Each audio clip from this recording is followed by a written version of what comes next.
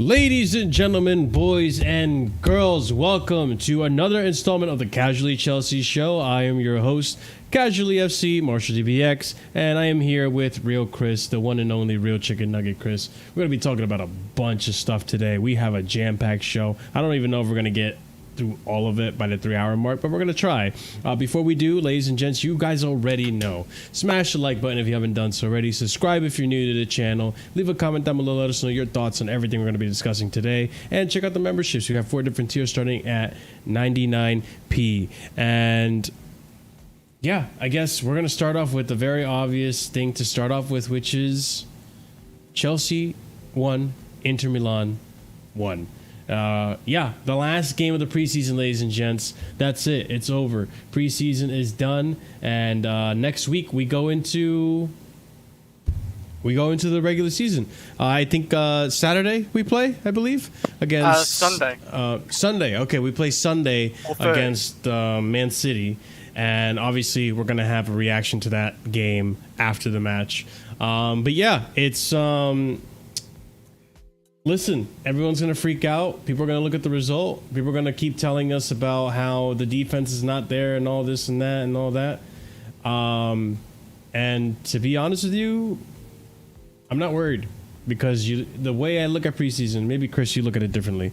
The way I look at preseason is I see where we started and I see where we are right now. And looking at how we started versus where we are right now in the season, we're looking better. Obviously, the defense needs to work a little bit. Yeah, it needs fixing up. But I think as the season goes on, they will improve, and I will not worry as much. Jesus Christ, is this okay? I'm gonna have to look into this, but I'll look into it, ladies and gents, and we'll talk about it. But anyways, why does that excite me? Because maybe you don't want Samu Omorodion. I don't think we need another. I just want Osimhen, man. Yeah, we'll talk about Samu in a minute because this is breaking news happening right in front of our eyes. But yeah, ladies and gents, so I'm not worried about the season. I don't even think Man City's going into this game very strong against Chelsea. Not to say that I expect us to win. I don't expect us to win. I think we're going to lose against Man City. Man City's just been so drilled for so long, for so many years. The youth knows how they want to play. They know how Pep want to play. The system has been instilled into the whole entire entity that is Man City. So we're just trying to instill a system as of a month and a half ago. So it's going to take time for it to get implemented. I understand that. And we're going to start seeing good football, which we have seen some glimpses of really good football under Enzo Maresca so far. But we're going to see more consistent defense and stuff further on in the future. Today, that goal that happened today, it was laziness. Dewsbury Hall not running towards the Saki. What was the guy's name? The one that ran through our midfield, pretty much. That was the centre back. He is the big guy. Saki, is that his name? I don't remember. I don't know. Name. I just remember sorry, his centre back, and I was like, I'll look it up right now. Chelsea versus. But it was Inter. Thuram who put the goal away. I know that. Yeah. And Thuram is a good player. That's like that's a great finish. Yeah. Was it Bissek? There we go. Bissek pretty much ran through our midfield. Wasn't pressed by anyone. Was given the license to run through the midfield, which is a very lazy and dumb mistake from the midfield. And then he gives. I don't know if he passed the ball to Thuram, but someone passed the ball to Thuram, and Thuram scored a goal like he should have. So listen, that's not going to happen that often. It shouldn't happen that often. Lavia should be there, or Enzo should be there, or Dewsbury Hall should be pressing him, marking him. And then we had the equalizer a little bit later in the game from Ugochukwu. Like late in the game, actually. This is like almost an extra time. Ugochukwu, who looked brilliant when he came on. Like, I always knew Ugochukwu was a good player. So when people want to disrespect Ugochukwu, I just look at them like, okay. Maybe because you genuinely just don't watch him play when he is on the pitch. But he's a talented player. Is he the best? No. But when he came on last season, he came on after an injury where Poch forced him in and got him injured for a lot longer. But Ugochukwu's looking brilliant in the system too. He's had a bright preseason. Fernandez has looked decent. You have Gui, who's had a bright preseason, and Kunku's had a bright preseason. We got to see Jackson for a few minutes. Didn't do much. Palmer, who we already know is bright, looking sharp. Gusso's had a brilliant preseason as well. Renato Vega came in, and he looked impressive to an extent as well. At halftime, we brought in Caicedo as well. Like, we did a good amount of chopping and changing. And listen, I think this team is going to do really well. We have a really talented squad. It's just a matter of the fans need to be patient. This stuff takes time. You know, getting the players to run and be aggressive and get back into position, being familiar with the shape, all that stuff is going to take time. So I'm not too worried about it. Yes, defensively, we need to get better. That much I agree. I'm not going to take that away from anyone who says that. However, it's not like it's not going to get better. It is going to get better. These things take time. Figuring out the shape takes time. Figuring out the system takes time. It takes adaptability. It takes repetition. It takes, just getting to a point where you instinctually know where to be, where to go, at what time, at what point. So, I mean, Chris, I rambled on for a lot. I would like to hear what you have to think as well. I mean, I try to be positive about this because for me, this is the best game we've done in preseason. I know we didn't lose. At least we didn't end on a loss on our preseason tour. I know we only got one win, but we had a lot of big opponents like Real Madrid, Man City, Inter. Like, those are big opponents. So we definitely played. I thought we played a lot better. Like, defensively, we didn't really concede many chances. We conceded obviously that one goal they scored from outside the box, and where they threw balled over our defense at one point. I think that's the only two chances they really got. That's about it. Inter barely touched the ball, and they are Italian champions, aren't they? So they are a good team, of course, and they use a lot of good their main stars. So yeah, I thought we definitely played the better. Well, we was the better team in that game, but it is what it is. We got a draw out of it. We didn't really score a lot. We created a lot of chances because I felt like Gui could have got a goal in that game. He pressed the keeper at one point. He pressed the keeper at one point, almost scored, but he fell over. And there was another chance. The volley where where Enzo threw ball to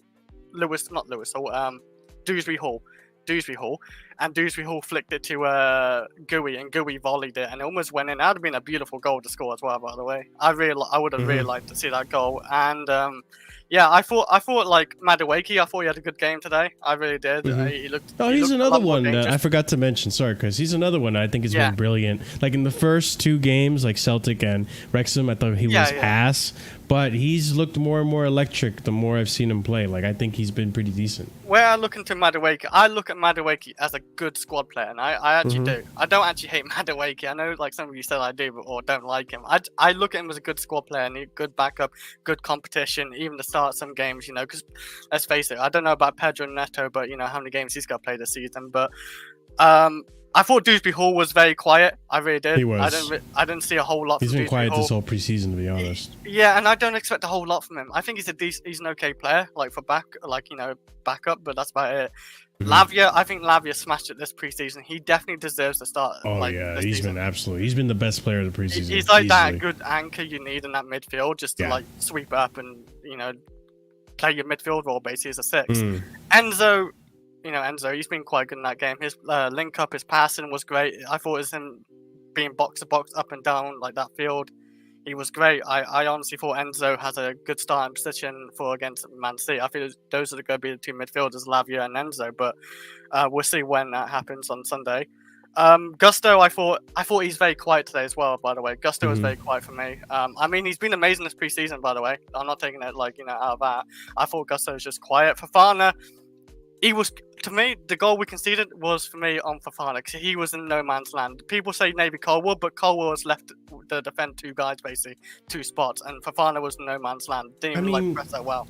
I feel like as a team, you have to blame the team for that goal because it was from midfield attack to defense. Like, it was just like, what are we doing? It's on the back of man through our team, so you can blame the team as well, of course. I'm not going to deny that. Cucurella, I thought he was good today as well. I thought he's solid going forward and defending.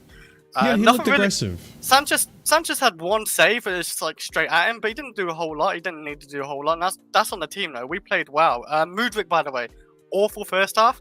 I think I can easily say that, but second half he looked a lot more better. It's just his end product sometimes, where he tries to run into the box, he just does nothing with it sometimes. And Mudryk, he's an okay player, but he's not at the start. And Mm-hmm. Sterling, when he came on today, we saw Sterling looked a lot more better than Mudryk, I thought.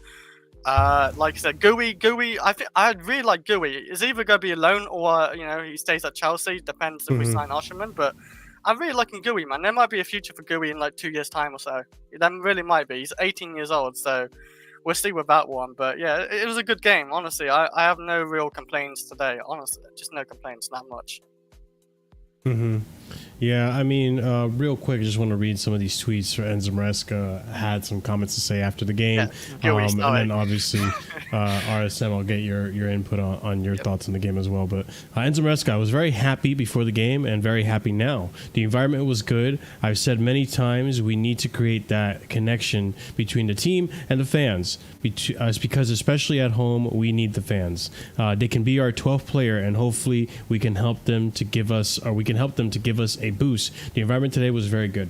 And you know what? I was actually thinking about this on my way home, thinking about the show, and I think I liked that Renato Vega came into the game and he kind of just automatically tried to bond with the fans, trying to cheer them on and have them make some noise and stuff. And I think more of our players need to do that.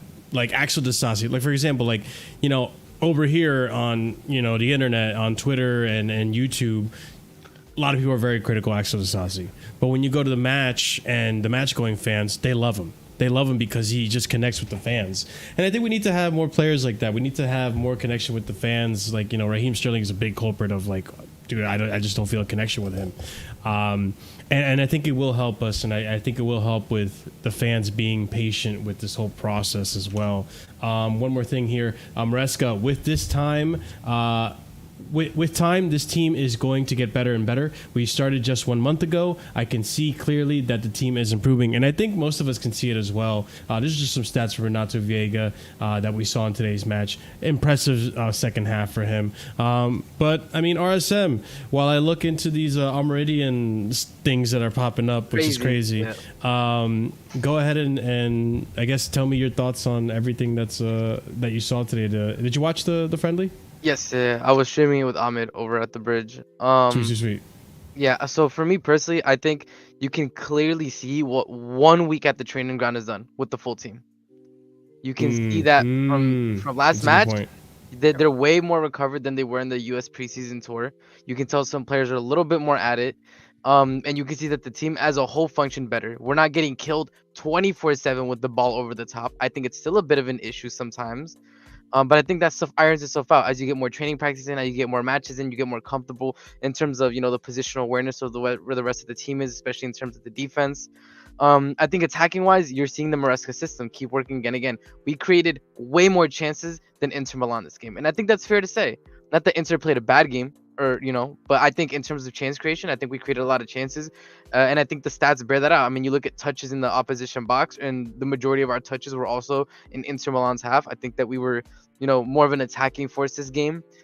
In terms of the goal, I mean, it's just like we've seen this before with these players, and it happened last season as well. Sometimes during set pieces or different things like that, the team falls asleep. And this was right after the water break. And the team was kind of like not fully in there. Inter Milan took advantage. Boom. That's all it takes. And that's the thing is like when you play a very top transitional team, which for me, Inter Milan is one of the top transitional teams in all of Europe.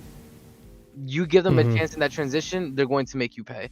And I think that's what it comes down to. And even later on in the match, I think it was a moment where Caicedo fouled an Inter Milan player. Caicedo's on the ground. Enzo goes to beef with the ref. And Inter Milan plays the ball immediately.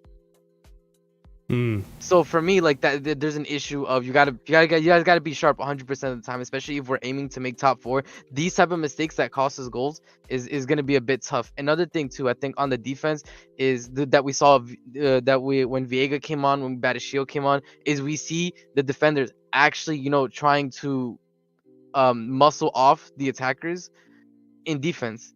It's very, very difficult when you look at Fofana and Colwell. And they're just not going to ground when they might need to. They're not putting especially for the goal. Like my thing is in the goal, if you look at the play, Colwell gets brought into the play, right? You see that Colwell like leaves open space behind them when he moves towards the play. But then he doesn't commit either. He just kind of stays in that zone. Like if you're going to go forward, commit fully, put a leg in. If you're gonna get a tactical yellow, you're gonna get a tactical yellow. It is what it is. But if you don't do anything, if you just stand in the middle, you give him the opportunity to either keep running forward or make the pass, which is what he did for Toronto to go through. So I think in terms of defense, there's obviously it came down to the whole team falling asleep and defensive mistake. But yeah, in offense, it's kind of difficult to say because I think our first half, we didn't necessarily have our best attackers on. I think you saw how much the game changed when we can already start seeing the glimmers of Nkuku Palmer and how that partnership might work out. Just pointing out real quick, at halftime, Chelsea subbed in Caicedo, Nkunku, and Cole Palmer. Yes, that's a crazy sub to make. Like, imagine having the depth to be able. That's like power. That's a power move right there. Yep. Like, I was like, God damn, that was insane. It was insane. I was like, holy crap, man! Imagine having this kind of a bench.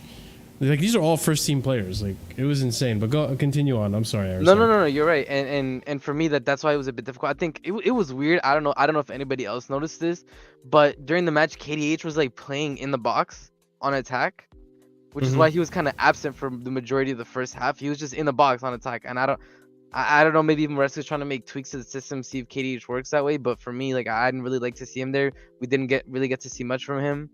I think Enzo and Lavia were definitely like very, very good. I think Lavia was playing well in front of the defense, but again, my issue is I think he's better offensively than he is defensively, and I think it'll come with time. We got to remember that he missed an entire season. And getting regular playing time, especially if you're going to be playing as kind of like a 6 or a deep 8 in front of the defense, you need to like get that game time.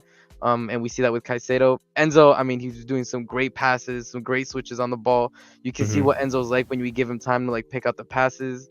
Mudryk, I mean, to be fair, I think Mudryk was kind of robbed of an assist this game. I think definitely he was, yeah. From Nkuku. But I would say other than that, then 1 or 2 passages of play, I think Mudryk is still, frustrating to watch. Noni, way better game. This game, I think that he was making the correct decision more often than not. It was great to see him sometimes go for the cross. Other times, try to take his man on and try to, because this is an important thing. You need to keep the defender on their toes. Like if you're always going to do, you're going to run at them, then come back on your left to try to, shoot the ball or cross it. It's too predictable. So I think Noni did pretty good. Sanchez, honestly, good save from Sanchez. I think we got to say that he had a couple good saves in there. Nothing spectacular, nothing to make me think that he's not necessarily going to get beat out by Jorgensen. Jackson still needs more match time. I think you can tell that the match sharpness isn't there yet for Jackson. Not that he was bad. But yeah, I think that's pretty much my thoughts on the game as of now.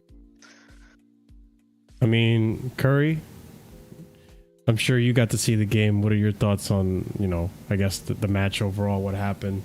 Do you agree with RSM? Do you disagree with anything he said? No, I agree with basically everything that RSM is saying. One thing I noticed is I want to try a back line of Cucurella, Vega, and Fofana with Gusto. That's very interesting. Because when Vega came on, I saw a more aggressive style, someone who has the pace to cover the wing positions that Cole sucks at. And you can clearly see that's why he at Basel was playing CDM to center back to left back. So he has diversity.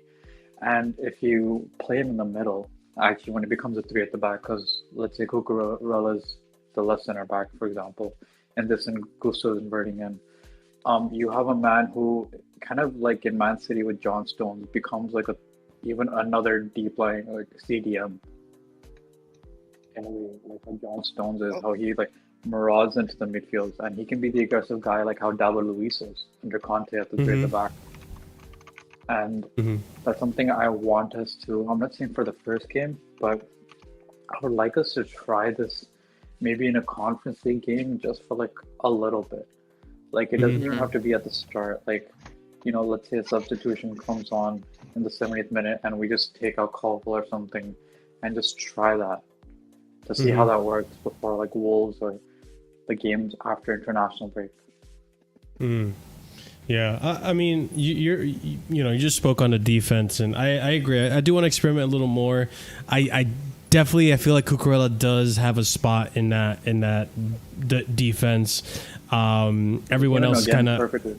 Yeah, and Tosin too. I got to give kudos to Tosin. I think Tosin is going to solidify a position in the defense because I feel like he calms everything down and really has a good presence in the back.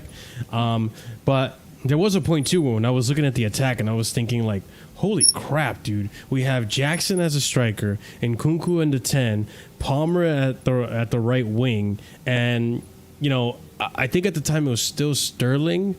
Or no, it was Mudryk. Mudryk was still playing. But, Mudryk didn't look too bad in the second half. Sterling came on. He also made some chances as well. Now we have Neto, who's going to be a big addition to that left-hand side. Big up Winter Surfer. Oh, wow, look at that Winter Surfer with his shirt in the background. He's part of the Chelsea squad. We recruited him for left wing. He's Reece James's backup. That was the only number they had left in the squad. That is a number for club. It was. I did not mean to play that. That's brilliant. Good. See, Chris, he doesn't hate on the kit like you do. What? I just hit on Reece James. I don't hate on the kit. I just don't like it. All right, well, whatever. Same I difference. don't hate on the kit. I just don't like it. Yeah. Same difference to me. It looks like. Never mind. I won't say what it looks like. I don't hate you. I just don't like it. But I think the attack we look good. We look good in the attack. Again, it was one of those games today where we just didn't finish our chances. It reminded me very much of Tuchel ball. We just controlled the game and then created chances and we didn't finish it. We weren't clinical. But I mean, defensive wise, yes, like I said earlier in the stream, we do need to pattern up and get better. And I think that's going to come in time and finding the good combination of who to play and who to start and all that. Surfer, did you want to add your 2 cents on the match before we get into the breaking news that pretty much came out of nowhere while I was on stream?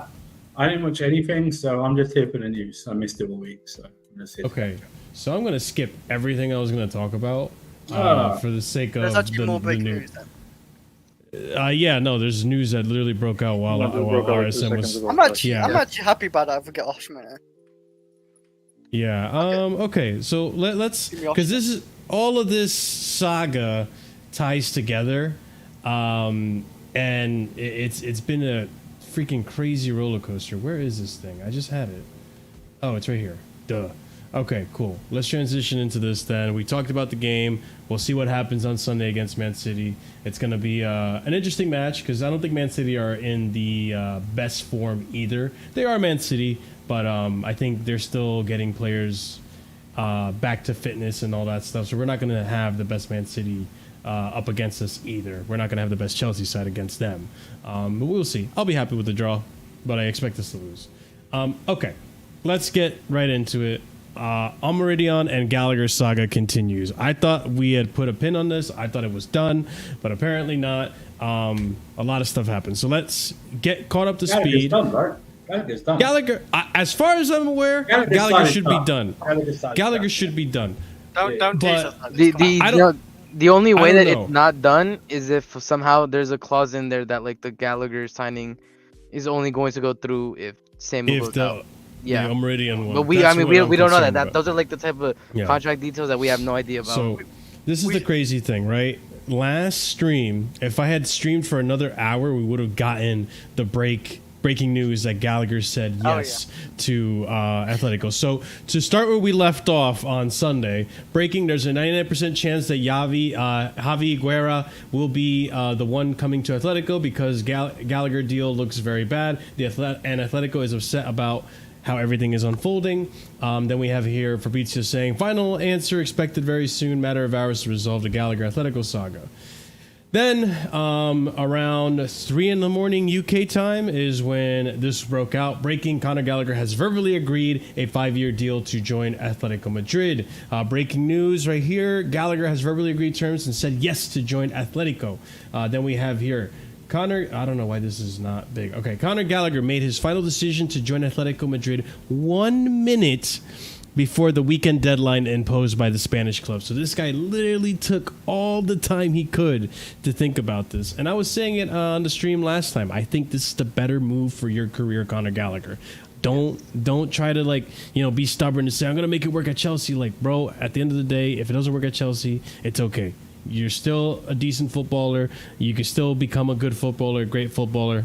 Just look out for your career, right? So we continue on. Exclusive, Connor Gallagher said has verbally agreed terms and said yes to join Athletico Madrid. Here we go to follow today after formal steps. 5-year deal. La Liga's record fee this summer, 40 million euros to Chelsea, brokered by Ali Barat and Epic Sports and Paul Nichols. Formal steps is the key word here, people. So here we go to follow today after formal steps. What are those formal steps? The following. So, after this happened, Chelsea began putting pressure on Atletico to sign Samu Omorodion, who is the object of desire of Chelsea. That's a weird sentence. But anyways, Atletico has again been asked about the availability of the striker, according to Matt Moretto. Then we have here Chelsea are pursuing a deal to recruit Samu Omorodion for a fee in the region of £34.4 million coming from the Ornstein himself. Chelsea waiting to see what happens, because Domino could collapse if Alvarez doesn't reach agreement on personal terms with Atletico Madrid. The salary offered by PSG to Alvarez was way better. So in the time of this being resolved, we had the links that Alvarez was going to go to Atletico Madrid. PSG puts an offer on the table, a better salary. Things look like they're going to jeopardize. If Alvarez does not go through, then Gallagher doesn't go through, then we don't get Samu Omorodion. And then we have here, Chelsea have everything set for Samu Omorodion to join the club on 7-year contract, valid until June 2031. Personal terms agreed, and Atletico to receive £35 million fee. Green light when Julian Alvarez joins Atletico.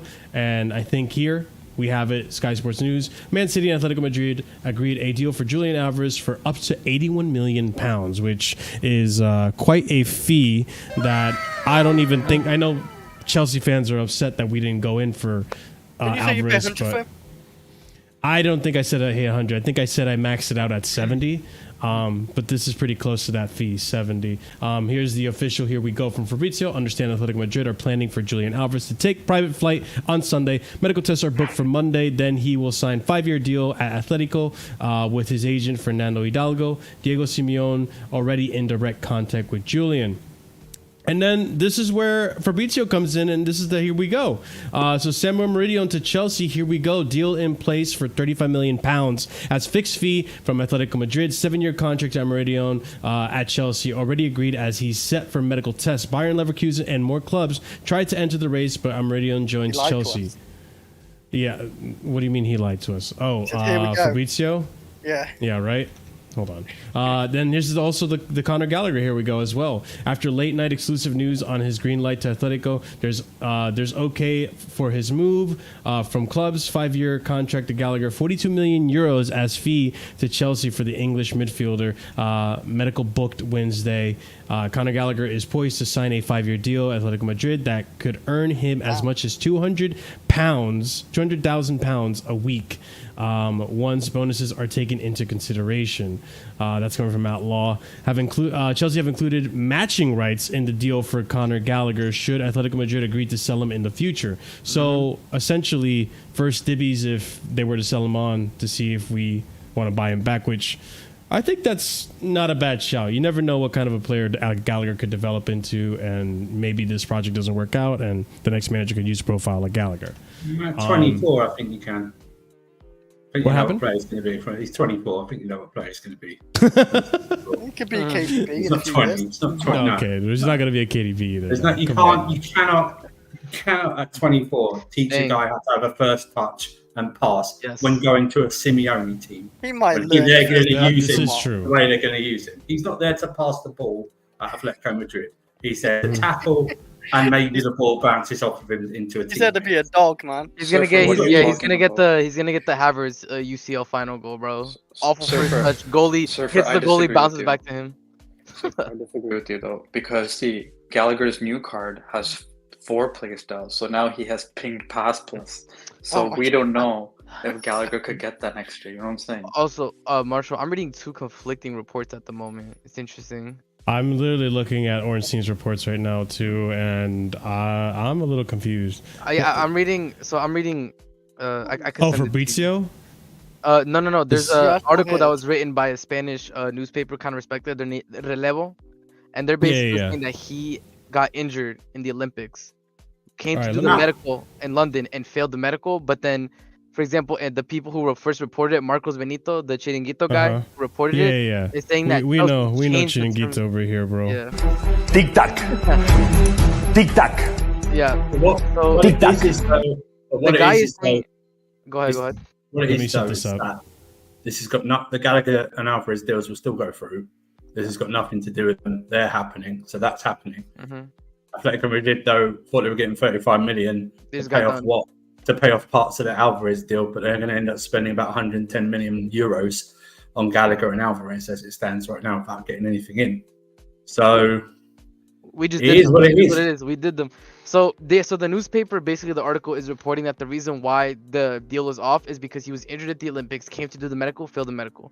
But what the Chiringuito guys are saying is that last minute Chelsea changed the terms of the deal, pulled out, and now are going full force for Osimhen.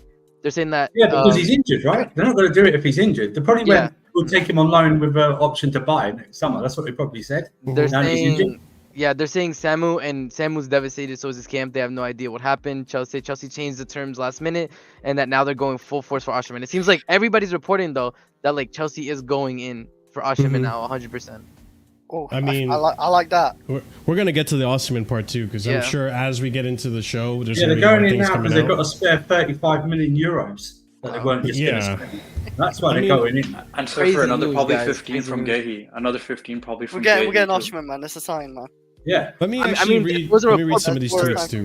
Before the Samu reports hit Twitter as well, we already got a thing that was saying that like that it seems like Chelsea wants to get this Napoli wants to get Lukaku done this week, which would imply that Victor's also going to get done this week, you know, like in parentheses. Yeah. So let me read through some of these tweets because I think I have one of the tweets you were talking about. So this is Marcos Benito reporting. I think this is the Chiringuito guy that we were just talking about, or I don't know. Oh, here it is. Chiringuito TV. There we go. Yep. Breaking: Samu Omorodion to Chelsea has fallen through. The deal is broken due to changes in the contract reports. Samu Omorodion to Chelsea has collapsed. Victor Osimhen is now Chelsea's priority. Sorry. Stop right there. I'm sorry. 101 people here and less than 30 likes. Oh, good point. Is this, people? What is this? Is this That's a very good point. This is as bad as Omorodion failing a medical, man. Come on, let's pump up the likes. Come on. Let's try to get to at least 50 likes, people. There should be more than enough. Yes. Get us to 50 likes in the next 5 minutes. Let's go. Chiringuito, that's up. Stop moving like Rashford. You got 5 minutes. 5 minutes. Tick tock. Tic tac. Tic tac. All right, let's get those likes up, people. I appreciate it. We're breaking it now. This is a live podcast. We're breaking the news as it is coming to the surface right now. So we have here the Relevo thing that RSM was referring to. According to Relevo, Samu has not satisfactorily passed the medical examination, and literally seconds ago we had Fabrizio come out with this more on Samu Omorodion deal story. Understand Chelsea and Athletico are in contact to find solutions as Omorodion deal could collapse. Both Atleti and Chelsea have clear plan. Gallagher and Julian Alvarez deal can not collapse. So work in progress. So that is going to be separate. So not okay. What's the reckoning? This turns into a loan deal with an option to buy. Very high. I can see that. Atleti's desperate. Atleti's desperate, bro. They're desperate. A small loan fee, maybe 5 million euros loan fee, something like that, of an option. We're almost at 50 like people. An option, and to pay his full wages. Won't be much. That's fair. That's fair. There's an option to buy. I can't argue against that. Yeah. Or a reduced transfer fee. Judge Justice might be right. Might go, well, you know, you're trying to sell him cheap. We'll pay now 20 million. Will everyone care whether it's 20 million? No. No one will care if it's 20 million. Right? So, might be that. I think another thing to... I mean... Gallagher already signed as well. Like, yeah, Gallagher, that's the thing. This is nothing for anyone sweating, go, oh my God, Gallagher's done. Gallagher is gone. This is about recouping the 110 million euros they just spent on 2 players. Okay? That one is done. Hang on. We're now discussing João Felix, apparently. No, we're not. Stop Fabrizio just did it. João Felix. No. We don't need João Felix. We don't need it. Oh, please. You got to be joking, bro. Not him. Oh my days. Okay, no, he's not lying. He's not lying. It's too much money. Give me Osimhen, man. We're done with Felix. Right here, I got it. Why for Felix? We already... We'll go loan him again. Exclusive. Chelsea and Athletico Madrid are now discussing João Felix to CFC as part of Gallagher deal. Samu Omorodion deal collapsing, and the two clubs I'm just don't going to want smash Gallagher my head and into a Julian wall. Alvarez I'll be deals. back in a minute. Wait, so this so Fabrizio is saying it does have something to do with it, because it's saying Samu Omorodion deal collapsing, and the two clubs don't want Gallagher and Julian Alvarez deals to collapse too. João Felix being discussed with Jorge Mendes in London. Ah, shit, dude. Fuck. I think like we were literally talked about how long did we talk about Marshall League dealing with wingers that don't have output, and we're gonna bring back João Felix, bro. Like we just talked about wingers with no output, bro, and we're. You just need to. Oh wow. That's Surfer's favorite player, João Felix. Yeah, he's celebrating. He's banging his head against the wall. Oh my days. So like, because I was just about to say before, like, okay, if none of the deals are affecting each other, then I guess on paper Chelsea got the shit end of the stick because they got rid of a player, they didn't get the player they wanted, and then Athletico ended up getting a player that they wanted. So Athletico got two players they wanted. Chelsea didn't get jack shit, and Man City got to sell a player. Well, I mean, Chelsea sold a player too, but like they didn't get the player they wanted. So I don't know. Now it seems like they are tied. Like if this doesn't go through, then maybe it's like an FFP thing where like if Atletico aren't able to offload a Samu or a player, then they wouldn't be able to technically buy Alvarez and Gallagher. Maybe that's why. Shouldn't they think about stuff like this before they buy? I mean, I think the issue is, if I'm reading here, Chelsea had a major problem finalizing personal terms, which sees deal for Samu Omorodion off for Colapse over. I was seeing before it was medical issues, but I guess it's not. They just made changes. Those are the conflicting reports I've been telling you. Some people are saying the medical, like the newspaper is saying the medical, and others are saying like Chelsea last minute changed the terms of the contract. That's crazy, dude. Which in which case, like Bali literally said, "Hold this, we're not buying Samu," and wow. is big mad right now, bro. This is insane stuff. I mean, seems like we're not getting another striker though. If this what the fuck happens? We're getting Victor, but I mean like. That's what I mean. I'm fine with that. Yeah, that's the thing. I think we get third choice. That makes more sense. We got Victor and Gui, and that is good. Yeah. And Jackson, who can play left back strike. Suleiman saying has to be medical, otherwise Atletico would be pissed and not deal with us. I mean, listen, we're also not the greatest. We don't have the best reputation when it comes to dealings with, you know, other clubs. Like other clubs have consistently complained about how we do things very unprofessionally and very shadily. So I wouldn't be surprised if Chelsea try to do some underhand dark arts stuff here and just like this is No, but Atleti loves us. We give them Aspi last season basically. Like I mean, we normally get fine with Atletico. Yeah, but we're always the thing is, they love us until you History-wise. screw them over the first time. That's how business works. Like it's all good while business is flowing, but you only need to screw somebody over one time for them not to like you. Like unfortunately, that's how the world works. Well, that's why PSG don't work with us anymore, because we were trying to do the whole Ugarte stocks deal and all that stuff, like There you go, or whatever the hell the buying shares of the club. Psycho, I cannot believe. Felix back at the bridge. Is there more tweets? Am I gonna have to? So here we is go. insane. Oh, that's another No, point. I Yeah, if can't Felix be. comes in, and that means Carney The has Pedro to be news getting out of sold, right? nowhere. Oh, Jesus Christ! It's just Samuel too many Omorodion. moving The parts. thing is, bro. João Felix is a great talent, but we don't need like another We great need talent. we Does that mean we're breaking our weight? Does that mean we're breaking? What'd you say? Wait. Does that mean we're breaking our weight structure if we bring João Felix in? Yeah, he's got too That much. would have to. It would have to be. I don't 'cause want he's it. way No too way. He earns much over money. 200. He earns over 200, right? He earns over 200. Yeah, You would have to take a pay cut. I'm so sorry if we break our weight structure for João Felix, but they want to break it for Elise. Like I don't think we are. that I would think it would have to piss be me a pay off. cut. I think it's gonna be That a pay would cut. piss I don't me think he's off. gonna break. I don't think it's gonna. No, break it's our either weight pay cut or Letty pays half his wages. Cause ain't no way, bro. Ain't no I don't way. think Atletico want to do that because they didn't want to do that with. Oh no, we're thinking Napoli. I'm sorry. No, but they're desperate now. The thing is now they're desperate. They are desperate. They do not want the Alvarez deal to collapse. This is crazy. One stuff. normal day at this club. One normal day at this club. Please, bro. Ladies and gents, please smash the like buttons for my sanity. There's over 140 of you guys in here. Guys, one like is one like for Marshall's mental health. Yeah, one like for my mental health and one like to keep João Felix away from the club. Okay, Honestly, so but let's breathe. But let's What's it called? What is the stages of beef? I think we're serving negotiation right now. I don't even know. Oh. Talk to me, sir. Hang on.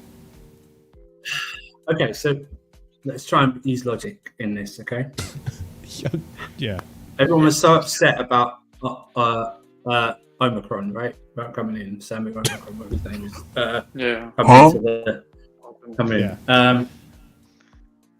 As much as my disdain for this player in terms of how overrated he is, there is a better upside with this guy than Samu, in my opinion. But again, like with Samu coming in, it only makes me accept it more if the end game is Osimhen. Yes. Yeah. That's the end game for me. If the end game's Osimhen, and then fine. But I don't want us to spend more. If we're buying João Felix, then it has to be for the same amount as Omorodion. Do you know what I mean? 35 million euros.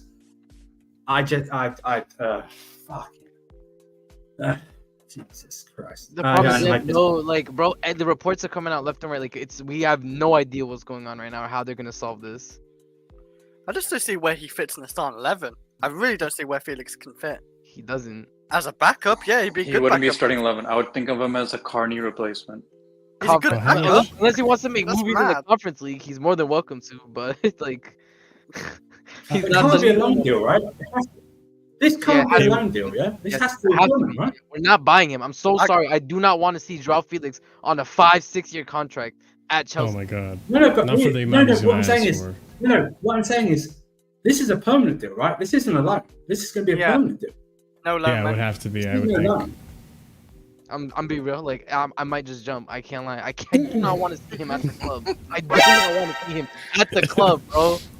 That's so depressing. You mean do I right for Not Arsenal? only that, you know, I don't want Just like jump for CFC cardio. James, that profile pic pissed me off so much the entire time. João Felix was here. He's been quiet because João Felix. Please, bro. I can't. Big up Timber for the $1.99 super chat. Mendes client like Neto. Yeah. Does anyone know how many more years are left in his Athletico contract? I can check. 1 second. I don't know, 20. I hope not, because that was part of the issue, right? That he still had a long time on that contract when we first tried to sign him. He had that prison contract before Chelsea's, man. João Felix João Felix has 5 years left on his contract, bro. Oh, Jesus Christ! All right, never mind. We give you 35 million tops, man. 35 tops. No, bro. Dude, no. Because I'm trying to think too, like, if there's not much time left on his contract, surely he can't be as expensive as he was when we tried to go after him 2 years ago. Years, bro. It expires in 2029, June 30th. Sorry, Marshall. Can you invite Will? He needs to pay for his sins for saying I'm here for. I did invite Will. Yeah, he needs I to did pay for invite his Will. sins. He's got the link. He's just hiding right now. Pay for your sins. Join the stream. Wait. João Felix is on 115 a week. Oh. Ah. It's actually like a legit site, you know, or. Yeah, it's capology.com. Oh, it has a green check, so it's been like. Yeah, so it's confirmed, yeah. Shit. No, you're joining. No, why are you running, you fraud? You fraud. How dare you. I mean, I don't blame him. He's gonna get cooked by. No, you know what it is? You guys know what the monkey paw is? Somebody asked for Samu to leave, but in return we have to take João Felix. Chelsea fans did this. How couldn't you? Everybody's saying we don't want Samu. Now we're gonna get João Felix back. If it's the same price as Samu, roughly same price, I don't mind it. I'd rather him over I'm down to Samu. take it for 35 million. Yeah, 35 million. For 35 million, maybe, but the thing is, like, that's here's the thing. He would have to play as a striker, right? And he's not necessarily a striker. No, he would be in Nkunku. He would be in the Nkunku Getting role. bullied. Yeah, it'd be. But how is he going to be an Nkunku? Dude, we have too many Nkunkus. No, dude. He would. That's what I'm saying. That's why Carney would need to leave. That's why Carney would leave, because there's reports that Carney's leaving. So Carney would leave because Carney's on 100K. João Felix is on 115, as Arsam said. Let's raise it to 120 or 130 for him. we get in João Felix, and he would be the substitute for Nkunku. If Nkunku is injured or we need to substitute Nkunku, he would be the attacking 8/10 that Nkunku is in the Maresca system. I mean, he's like, the problem is he's not wrong. I just don't want him back, bro. Yeah. I know. Damn it, you're making like more sense, bro. I kind of wish I could just shove him into the left wing, but I know as a left attacker, left wing, he doesn't work. Doesn't. Like, He has zero output as a winger. That's the issue. He needs to play through the middle. No, I think CP's right. I think CP's right. I think he's going to be used centrally. I don't think he's going to be used on the wing. Yep. If he signs, Will, you fraudulent staunch defender. Hey, I'm not. Hey, I'm not What do you here mean to be you're not? hyperbolic. I'm not here to be hyperbolic. I'm not here to say it's the best sign ever. I like the That's not fact- what the voice note What said, do you Will. mean? I just heard What the is voice this? note. What? It's not the best signing No, ever, but you say, that's in Jao, the back at the comments, bridge, that's in the I'm comments. alive. In all caps. I'm alive. All You literally said you're alive. I heard you lift your hands up in the air when you Come said on, man. I this. just heard the voice note. You're just calling him ball and everything. Come on. You like, Wait. Oh man. I like João Felix. There's nothing Yeah, wrong he's a with good liking talent. his work.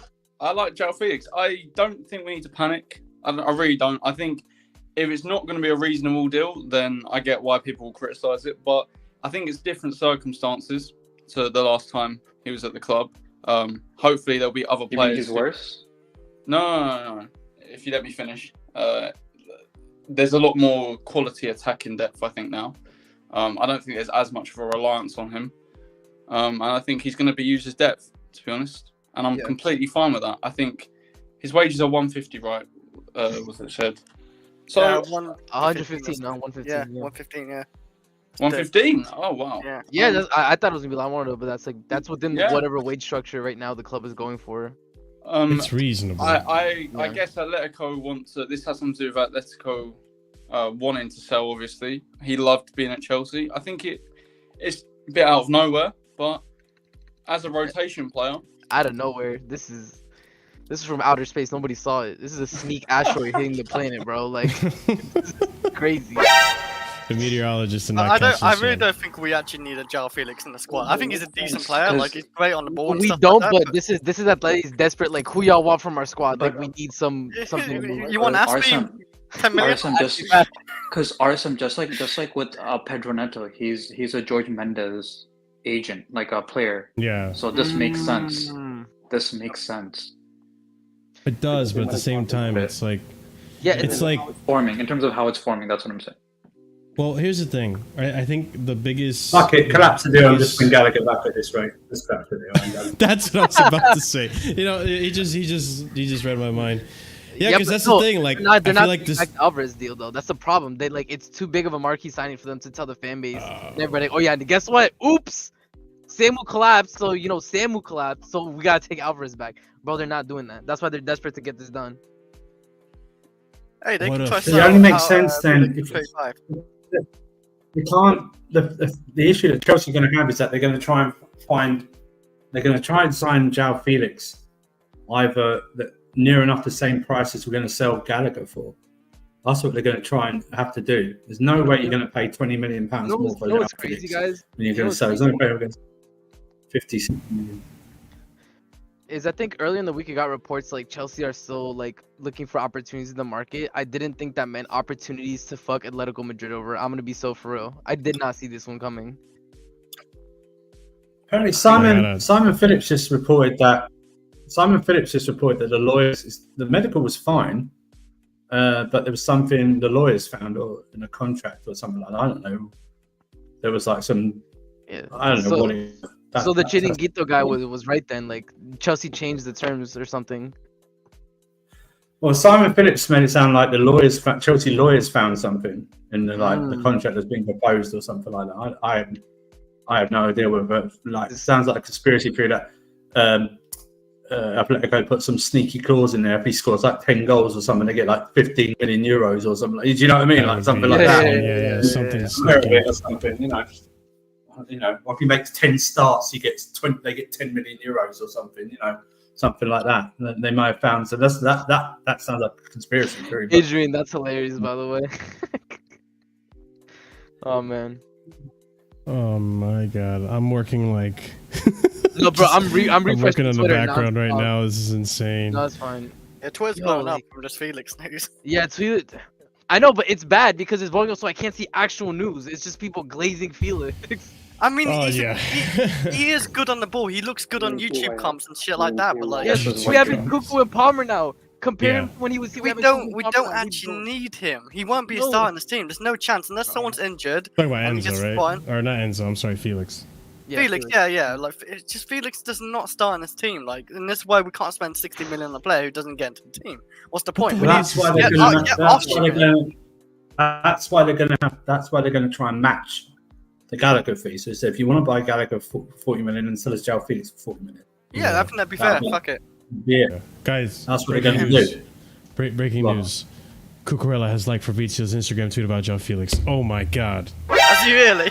This is He was insane. there. Yo, you know what's crazy? Pies is trying to pay rent with that one tweet off the engagement. I bro. know. Like, It's what crazy. the hell? Who gives a shit about this? There's no doubt he's probably got friends here, no problem. Yeah. Yeah. You know what I mean? He didn't leave like on a bad note. Do you know what I mean, or something like that? He didn't leave on a. He actually wanted to Yeah, come back yeah. to Chelsea. He said he wanted to go back. Yeah. Yeah. He wanted to. He wanted to stay. He wanted to stay. Okay. He wanted to stay, but he also I think he wanted to leave Atletico more than he wanted to stay because once he went to really hated Barcelona, he was like, "I love Barcelona. They're my Yo, favorite yo, club." yo, yo, Remember the He hates- glazing he did for He Barcelona hates too? time, man. He's a terrorist to him. Scored against He Atleti, realizes- celebrated on their head, realizes- bro. Like, yeah, they were not. They did not want Also- him back there. Barca's about to sign Olmo, so he's not going back to Barcelona No. unless they like sell like about 15 players. And even then, they probably won't be able to afford him. And listen, He's one of my top 3 club players of all time. Because that's what he is. He's one of the most overrated players of all time. That's what he is. Mhm. Prove me wrong. I mean, I don't think I think 40 it's a million? good. I think it's a good option in terms of the For bench. 40 million. I think he's a bench player. I think he's there, like the 10 space where Nkuku's going to play or Palmer's going to play. He's an TKL option brings like up a that. really good point that I forgot about. It was originally like when we first heard news about didn't this run not it working up. out. Oh, yeah, it was yeah. Poch's That's decision, true. right? Yeah. Poch was the one that was like, "Oh, I don't want this player. You don't need to bring him back," and we just kind of left him in the dust. Can you go to the next message below that, please? You just bring up next message because I agree with this. Next message below that. It's the Nick Barley. Nick Barley signing. I guarantee you right now, the way it switched so quickly. This is not a Win Stanley or Lawrence Stewart thing. This is Nick Barley. Hey, hold right up. here. They don't have the balls to do this, by the way. They would not.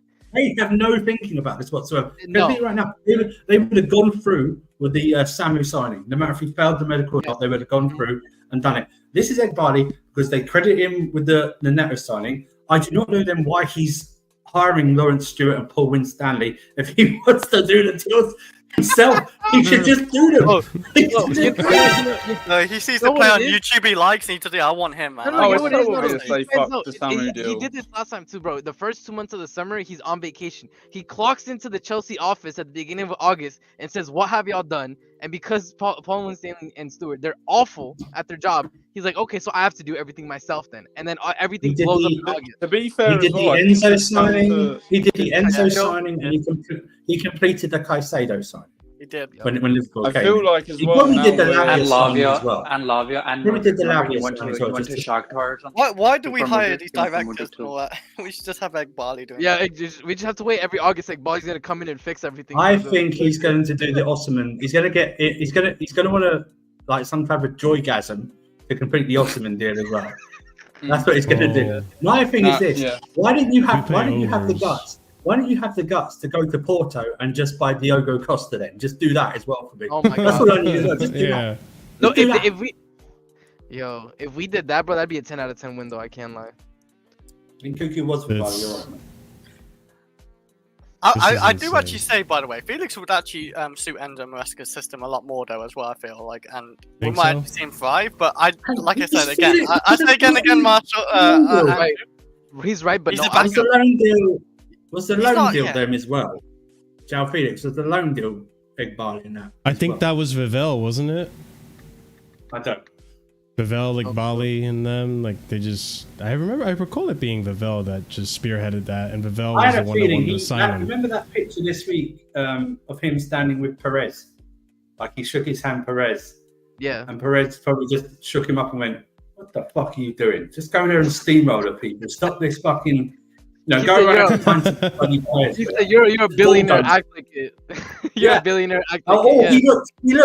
He looked and went. Oh, he saw Perez probably complete a deal while he was there, and just how he negotiated, and just went, "What the hell am I doing?" And like that, he bulldozed into walls, and his net was on his way to Spurs, and went, "Screw you, we'll get this done in 24 hours." Now he's come here and he's gone. We'll do. You got Felix, fine. We'll do Felix for 40 minutes, and we're going to bring in Osimhen as well. How is this real life, bro? What is going on?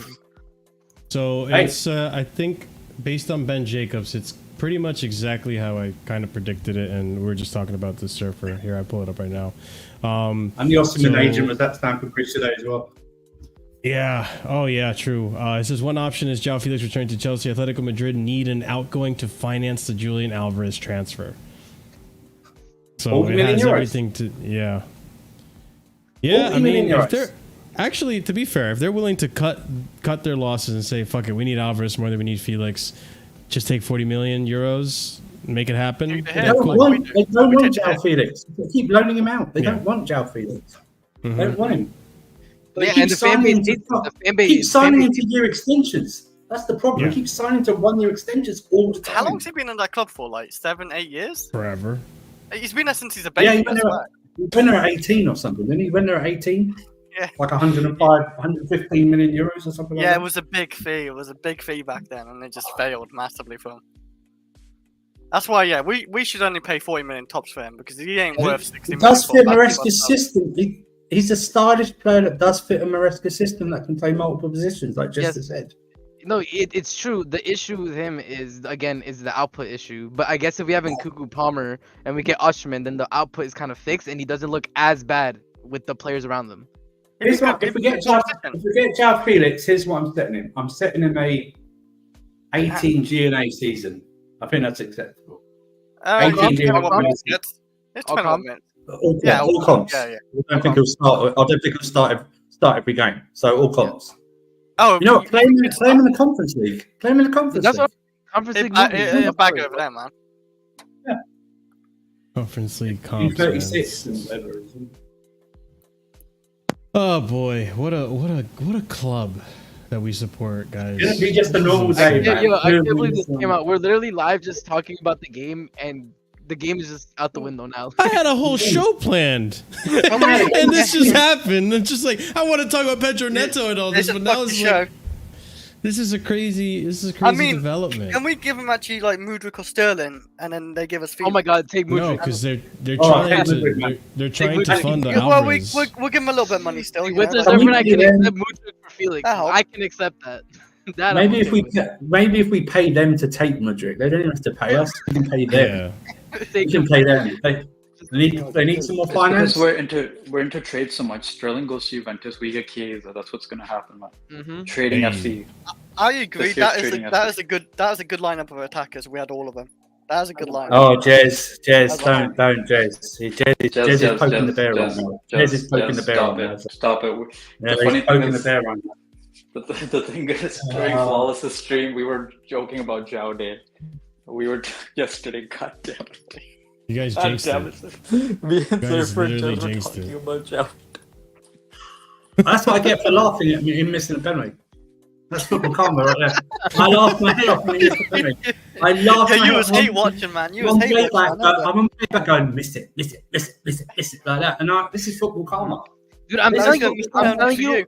A Chelsea fan got a monkey paw and said, "I don't want Samu," and it said, "Okay, you don't get Samu, but you got to take back João Felix." Yeah.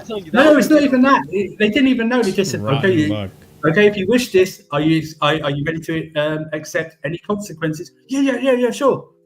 And then it was João Felix. No. Oh my God. And it's not even. It's okay. Actually, let me ask you guys. I mean, I think I know the answer to this, but just out of curiosity, would you take João Felix if it meant Gallagher still goes to Athletico, or would you just take back Gallagher at this point? I'm joking. I'd take João Felix if Gallagher goes. I'm not. I'm not that. I'm not. Okay. I'm not that. Andrew can't go that far. I can't go that far. I said it earlier, but I really can't. He said all jokes aside. All jokes aside, I've got in 12 months, I've got rid of Mount, Havertz, and now Gallagher. I cannot risk. Bring João Felix in, fine. Fine, whatever. Just not for a hefty fee. Just not for a hefty fee. No more 50, please. No more 50. I'll be honest with you. If we can finesse a Chiesa for Sterling, I'll take that too. Because then our backups I tell you what. would be good. No. I tell you what. I'm fine with Sterling being a backup to Neto. I really am. I'm fine with Sterling. Yep. Oh yeah, I'm fine with that. Sterling off the bench is. Yeah, Sterling off the bench. Mudryk is a no. Mudryk is no. Mudryk is no to anything. Mudryk is not. I don't want Mudryk. Mudryk, you're just good enough to be a sub for Conference League football. You're not good enough to be a sub for Premier League football. No, I'm happy with Sterling being rotated with Pedro Neto. You don't have to pay Pedro Neto every game or for every minute of every game. He's a good enough sub to come on. From what I read today, Sterling was okay today, and that's fine. I know I'm going to get something with Sterling. I know with Mudryk, I'm not going to get anything. I'm not getting anything with Mudryk whatsoever. Mudryk was robbed of an assist today. I've always been I don't like Mudryk. I do not like moments player. But I'm gonna have to be fair. Like he deserves. Mudryk's not a moments player. I wish he was a moments player. We can't even name moments for Mudryk. No. This is the Arsenal moment. The Arsenal goal. Guys, he's not a moment. Piss it off. He's a moment player, and his moment was Liverpool, and that's it. That was his moment. Yeah, a moment. Yeah. I mean, since you guys actually brought up the whole we're in the number 10 as well, you know. winger situation, I might as well bring this up too because we were just talking about this, and I do see some ties with it. Maybe we can discuss it as well. It's pretty much just in case a good proposal for the situation of Noni Madueke could become open. Madueke is not out of the project, but in case a good proposal, things could become open. Newcastle have been showing interest for weeks. We have Madueke. Okay, this is the same thing. Chelsea are not actively trying to sell Sterling or Madueke, but they would most likely consider any bids. Then we have Justin from DeMarzio. Juve are targeting Raheem Sterling. Pedro Neto arrival could make him depart Chelsea. Juve have asked for feasibility and conditions. And then we heard this last week. Justin, there's some news unconfirmed at the moment about a potential offer from Chelsea for Chiesa after his agent was in England. Chiesa swap deal for Sterling? I don't think Sterling's going to go. He's a good player as well. Oh, that's true. He can play left and right wing just like Neto can. He'll be a direct Neto understudy for me. I just don't think this happens. I just don't think Juventus are going to pay him that money. I don't think Sterling. I don't think they're going to pay 350 a week. No, I don't think so. No, they pay Vlahovic about the same that Sterling earns right now. No, but they're trying to the reason they're doing all these swap deals and doing these little deals is because they're still like. They were all the money they had to pay Ronaldo and stuff like that, put them in financial trouble. They're doing all these swap deals. There's no way they're going to do 350 for Sterling. Even they probably wouldn't even do half even if it was like a loan deal or something like that. I don't think Sterling was. I think Sterling wanted to come. The whole point he moved to one of the big reasons he moved to Chelsea. He's a London lad. He wanted to move back to London. Bro, his family's in London, bro. Like family's in London. He wants to raise his kids in London. Do you know what I mean? That's what he wants to do. Mm-hmm. Yep. I think this whole thing about Sterling. I think unless a ridiculous offer comes in from a London club, you're going to have to consign yourself to that he will finish his contract here at Chelsea. I think we're getting a year, like 1 year, and then he's going to be moved on, like probably. But the problem is he's got 3 years left, right? This summer he's got 3 years left. Like that, yeah. Mm-hmm. So I just don't. I just think he's going to walk away on a free in 3 years. Let's see. What you said. His contract ends 2027. And he's in good wages. Why does he want to leave good wages? Unless it comes like when he's 30, 31, and someone in London goes, "Yeah, you've made all this money. We're going to pay you 150, 160 grand a week." And he looks, but we got first team football for you, and he goes, "Yeah, that's still a very good, decent amount of money, like 30, 31." Or something like that, and he moves like that. Mm-hmm. That's the only thing I can see happening. Because let's face it, guys, why would you walk away from 350 a week? where you're living in London. Everyone's going, oh, why don't you go? Why don't you go to Saudi? Why don't you go to Saudi and see? Why maybe I would go to Saudi if they paid my ass per week. Fuck it. But that's the thing, like you got Neto now. I just saw somebody say if Gallagher deal falls through, we riot. Oh my god! If Gallagher deal falls through, we riot. The anti-Gallagers and the anti-Gallagers, pro-Gallagers against each other. Fucking the anti-Gallagher's led by Scott. Fight Scott on the streets. Oh my god! During the live stream. Also, the Felix thing is like so hilarious, because we're also getting Esteban and Pies, and both of them are starting ahead of Felix. Let's be honest, the club cares more about them. I think that would be the case. They would want to prioritize those players over João Felix. But that's the thing that could help facilitate. That could help facilitate Sterling's departure next year. That if we go, we've got Paez and Esteban, they're coming in. There's nothing here for you. You could sit there for 2 years. That's fine. But when you reach a certain age, you're not going to want to sit there. But getting up to 32 years, going, oh, shit, I haven't done anything in 2 years. What's my real sale value? Like Charlton or something, or Fulham or something like that. Maybe I need to move on. That can do it. But I think he's definitely going to be here for this upcoming season. I think that's definitely happening. 100%. I think another player worth bringing up too, just because, especially now with this Felix stuff's going on. What exactly is no one? I feel like people have been really focused on Ben Chilwell, but not on Carney. And that's another player that I'm like, Carney Chukwuemeka is Barcelona's plan A if they end up signing a center midfielder. They made contact with Chelsea and his agent before the U.S. tour. It's not progressing at the moment, but the path is left open. And then another. Ooh, fuck! I went on the wrong thing.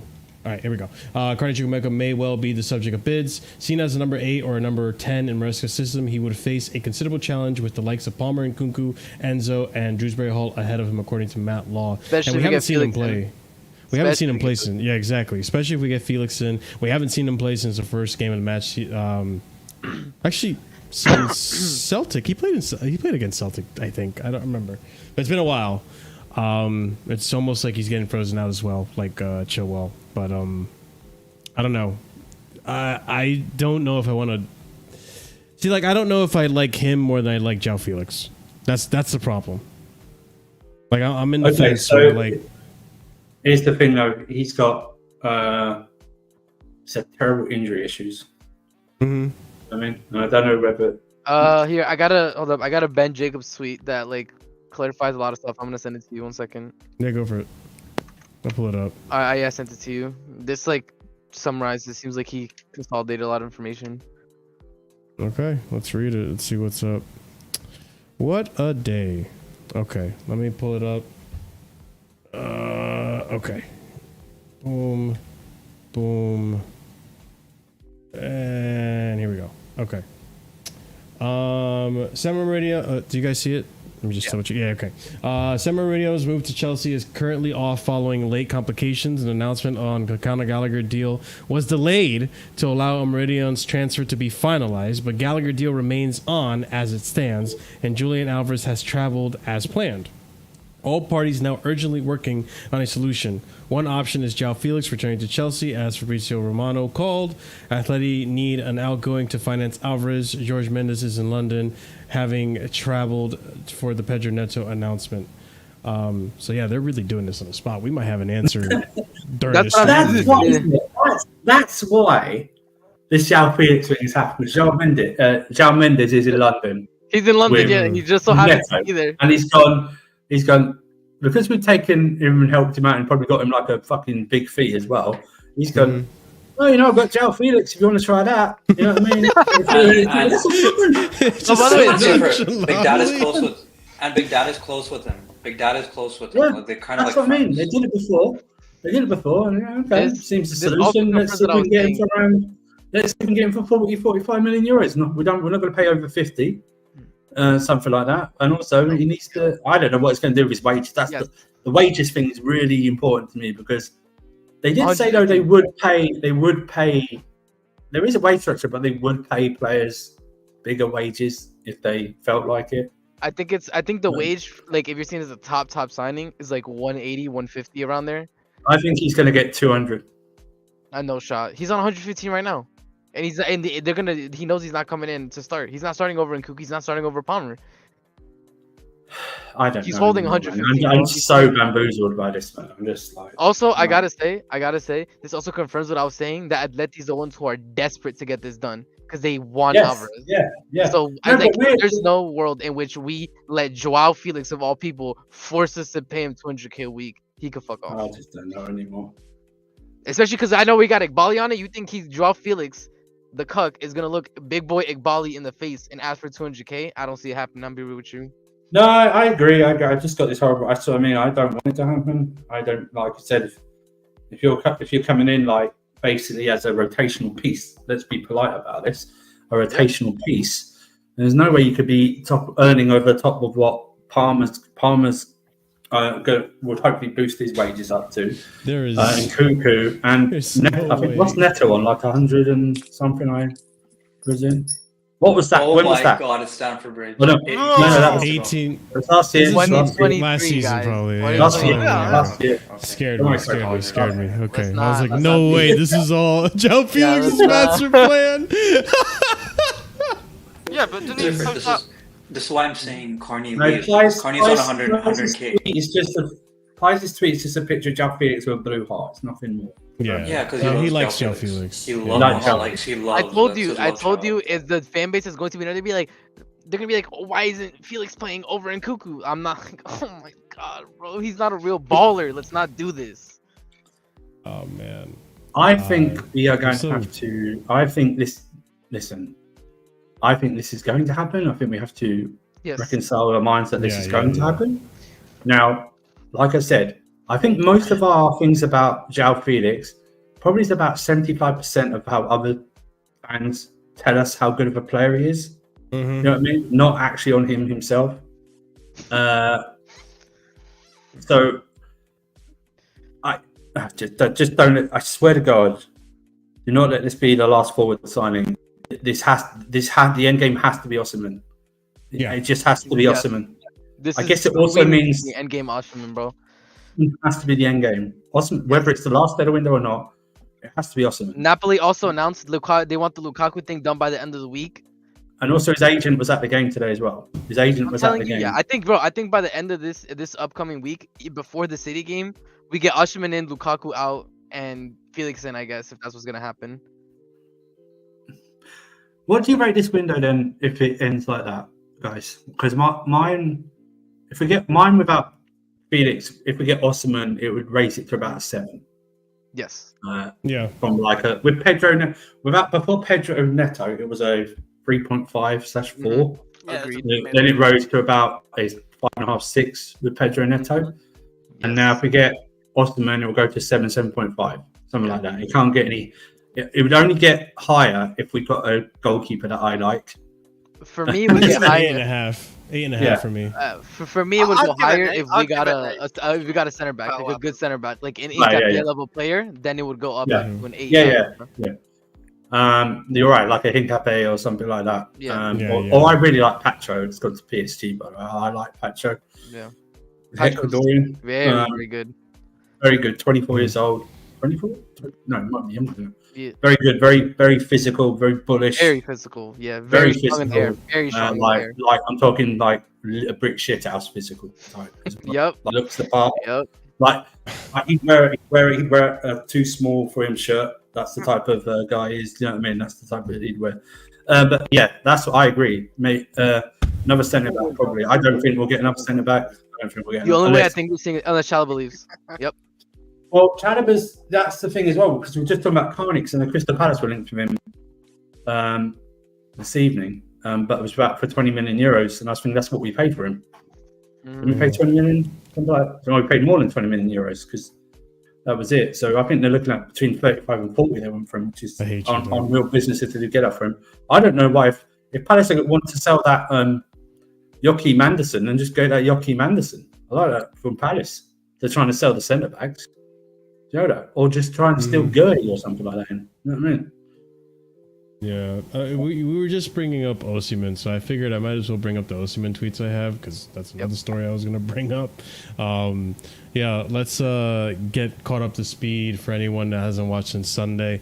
Chelsea's pursuit of Victor Osimhen is tied to Napoli's strong desire to sign Romelu Lukaku. He has 2 years left on his contract at Stamford Bridge, but neither he nor Chelsea want him to play for the club again, which we all know already. Ornstein saying here, talks between Chelsea and Napoli for Victor Osimhen and Romelu Lukaku are expected to continue regardless of the potential Samu Omorodion transfer. Then we have here Telegraph Sport can reveal Chelsea haven't ruled out signing both Samu and Victor Osimhen if they can land the right deals. With Paris Saint-Germain unwilling to pay Napoli's asking price for Victor Osimhen, Chelsea have open talks with the Serie A club over a loan deal with an option to buy, which we were pretty much well aware of. Chelsea could sign both Osimhen and Samu Omorodion should Napoli allow Osimhen to join them on an initial loan. Chelsea believe they could carry 3 strikers in the squad, and that Nicholas Jackson could also play off the left wing, which Maresca doesn't necessarily agree with that, but let's continue. Chelsea and Napoli are discussing different loan formulas and wage structures for Osimhen. Chelsea don't have a maximum wage in mind, so could break their structure, which I think that's a player that you should be willing to be flexible with your structure for. But it's a non-UCL season, meaning all arrivals must buy into a wage decrease comparative to if Champions League is achieved. Then we have no changes so far on the Victor Osimhen deal for Chelsea. Osimhen will not reduce his salary, and he's not open to the straight loan / open buy option right now. Victor Osimhen and his camp are holding out for the 10.2 million net wages. Chelsea are willing to be flexible from their otherwise rigid wage structure for the stars such as him, knowing that is also required to amplify the commercial appeal of the club. I think that is about 220,000 a week, I believe. So 220K a week, I believe that's what the maths out to. I could be wrong. Chelsea are prepared to play a waiting game for Victor Osimhen, who they would like to sign on a season-long loan. Victor Osimhen not even on the bench for Napoli on their first official game versus Modena in domestic Coppa Italia. He's out of the squad. His priority remains the same. Find a new club for Osimhen and sign Romelu Lukaku, which, if you guys didn't know, Osimhen basically came out and said he does not want to play for Napoli, and he needs to find a move. He cannot stay at Napoli. Very much like João Felix cannot stay at Athletico. Napoli director Mana on Romelu Lukaku deal. He's Chelsea player now. We are calm. We are looking at strikers. David Neres. We are monitoring several players on the market. Napoli director Mana confirms Victor Osimhen has asked to leave the club. He wants to go. The situation is clear. There were already chances for his exit last summer. Victor wants to leave. We will see in the next 20 days. PSG are following Osimhen still, and Arsenal could come in. And then we have here Chelsea still want 37 million pounds for Romelu Lukaku, but Napoli are still on the 26 million pound mark. Which, by the way, I mean, if we do want to get Osimhen or Lukaku off the books, I don't think 26 million is too bad of a bullet to bite. We could try and meet in the middle, we're gonna 32 million max.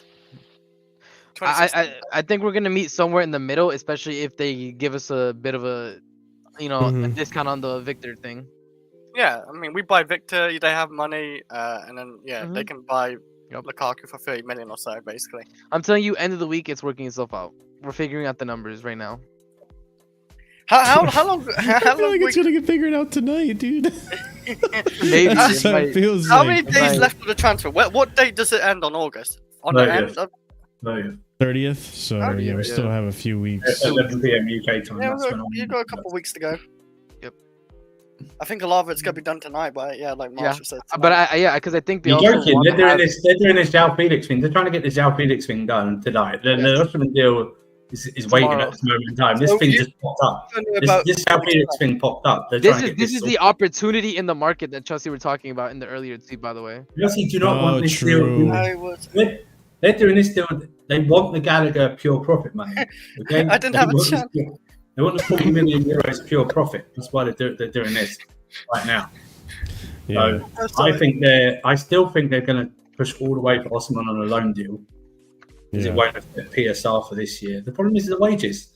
Can they convince him for 1 year to drop the wages down and go and incentivize it somehow on goal bonuses or something like that? Do you know what I mean? And then say, okay, when we sign you next summer, it's going to go up to this. No matter where we finish, if you do your job and score the goals, no matter where we finish, your wages are going to go up to this. Yes. Right? If you score 25 goals and you still don't qualify for Champions League, that's not on you. Do you know what I mean? Mm-hmm. Yep. You know. This is a funny tweet. I mean, Felix, I was at Athletico for 3 years and I didn't have a chat here at Chelsea. I had one after one game. That's mad, crazy, man. That's mad. I can't think of it. He does like the club. The Eden Hazard one is not even a proper chant for Eden Hazard. You can put any name in there. You can put any name in it. It's Eden. You can put any freaking name in there. Corner. You can put any freaking name in there. Hey yo! Oh my god! Bakayoko has a great. Yeah, he has a good one. He does. Timo has a good one too. Bakayoko. Yeah. I feel like a lot of the bank average players. Even Mendy, the goalkeeper, has a great song. Yes, by the way, yes, it is. Barca are stupid. That is a disgusting wage to pay for this player. If Felix thinks he's gonna come to Chelsea, he ain't getting that. He ain't getting nowhere near that. No, he knows he is, bro. He knows he is. He's 150 tops. 150 Oh yeah, tops. He's desperate. This is only exit. This is the only exit from Atleti. He's not getting 400. I'm telling you right now, he's never getting. He's not even get. I know he's not even gonna get half of that. All right, he's gonna get 180 max. Yes. Probably 150 to 180 max. I'm thinking 130 to 150. And they probably incentivize that contract then. You want more money? Score goals. Score goals if you want more goals. Or get assists, at least assists, because we need wingers with assists. Exactly. Especially if you get Victor. Just if you get 20 GNA, you're gonna get this bonus. And just do that. Yep. Do you know what I mean? Yes. Mm-hmm. Just do that. He doesn't want to go to Saudi. He's 25 years old. I'm gonna go to Saudi. Unless they can offer a shit ton, like millions or something a week, then he might. Like, yeah, Samu.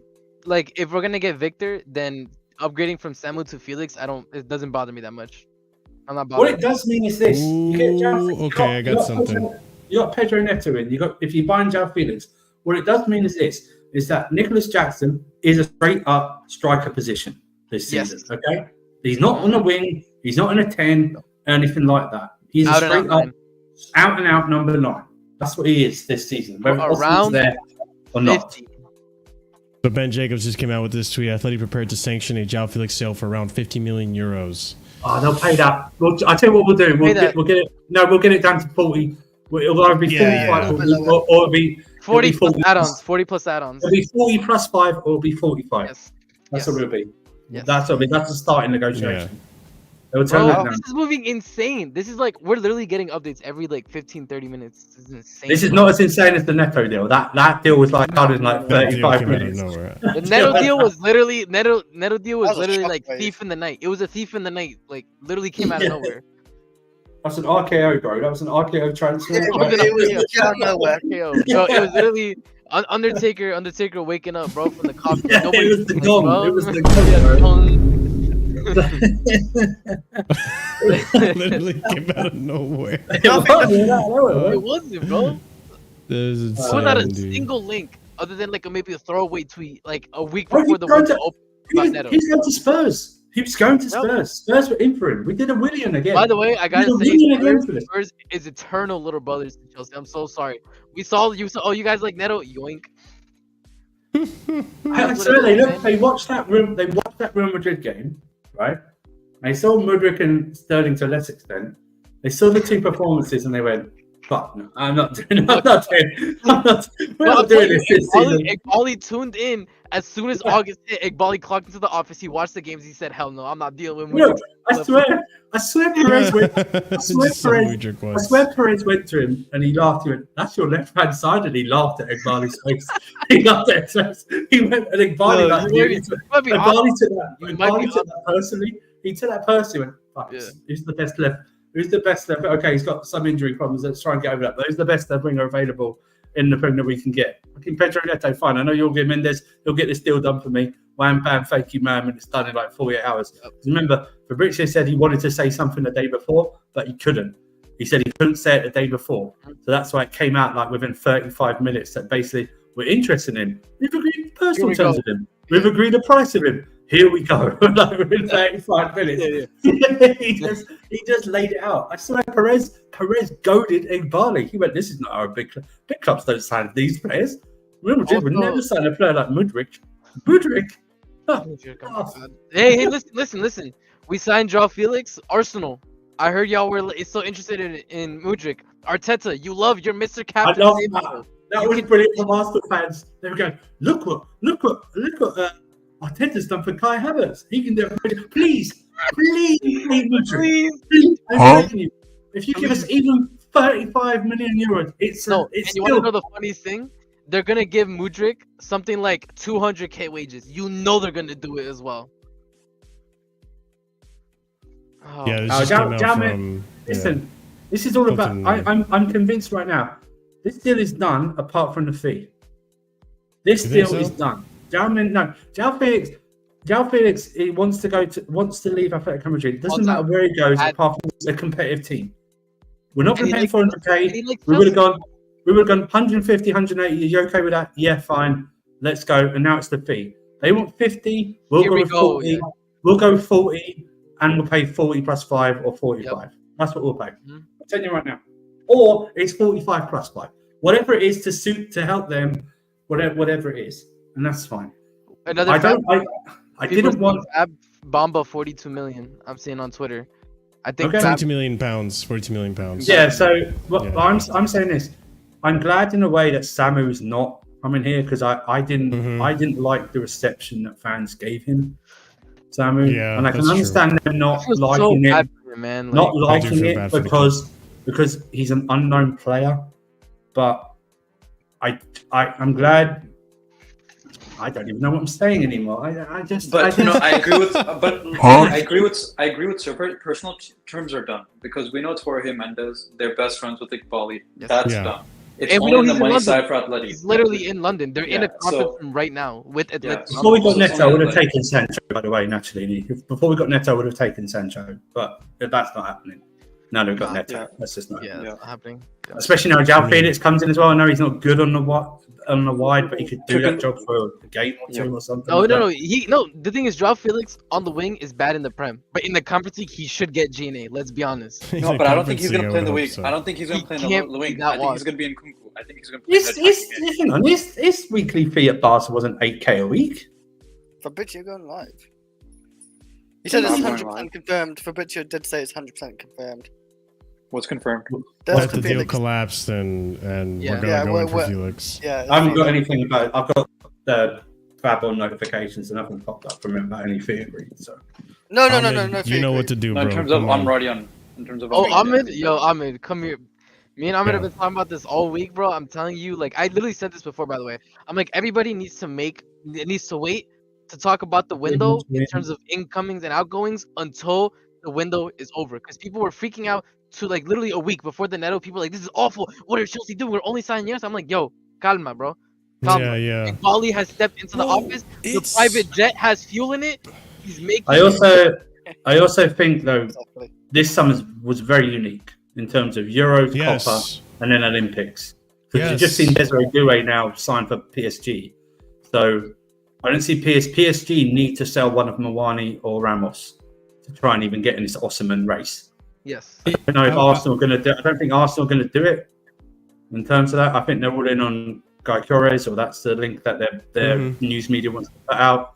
When they don't get him, they'll go, "Oh yeah, we're linked with him," and stuff like that. My sweet said Chelsea have just started talks over a deal for Joao Felix. It's happening. It's happening. Athletic. I see it right now. Yep. What'd you say? Yeah, it might happen tonight. Yeah. My prediction is we get Here We Go in the next 18 hours. Yes. That's my prediction. Next 18 hours. I think we're gonna get it around midnight. Athletic reported it too. I think we're gonna get midnight US. Damn, that's I don't know what time that is in the UK, but I think midnight US. We get the Here We Go. You mean today, like coming up, or? Yeah. So that'd be 5 a.m. East Coast. It'd be like we're talking East Coast or West Coast. East Coast. East Coast. That'd be 5 a.m. UK time. Yeah. I think I mean, he's I don't know. he's better than Samu. I think. Do you know what? Actually, do you know what? Can I just say the way it's? What's the time now? The way it's going right now, she might get it in the next hour or two. The way it's going right now, the speed of this is going right now. I mean, I'm there's deadly serious. still time. Sporting directors better not sleep tonight. It seems 16 like hours, 24 hours. This is tonight. like Something, right? Bali. It's like Bali. This is like Bali, yeah. He got the pep He talk mad. from Perez, bro. He got the pep talk from Perez. And everything changed, bro. It's like, hey, Bali, you need to keep your pimp hands strong, bro. This is what pisses me off. Isn't Jorge Mendes the agent of Diogo Costa? Yeah, he's the agent for most of the Portuguese player. That's what pisses me off.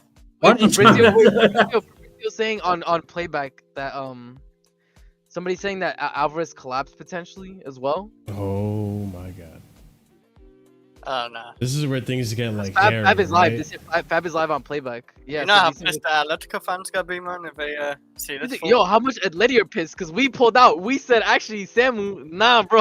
I don't want Samu. I don't want him. No, nobody wanted Like, him. It was necessary. Atleti Yeah, I was willing to give it a shot to see what kind of a player we would get. Yeah, what I'm worried about is that if we can't come to a negotiation or consensus, then everything collapses. We get stuck with Connor, and then just like not that I don't want to be stuck with Connor. We already have to get rid of Gallagher or not. I'm sorry, Chalobah, so on and so forth. I think the Connor deal's linked to the Felix deal. Okay, yeah, Fabrizio just said it's confirmed Samu deal's off, collapse not happening. We will explain why in the next days, but there were big issues in recent days. Yeah, Chelsea wants something different. Yep. That's all I gotta say crazy. is, bro, it's transfer kings, bro. It is what it is, you know? It is what it is, guys. I don't know what to say. But you know, like that's what RSM was saying before. Like with this window, like I thought, and this is the thing. Like this team is so unpredictable, dude.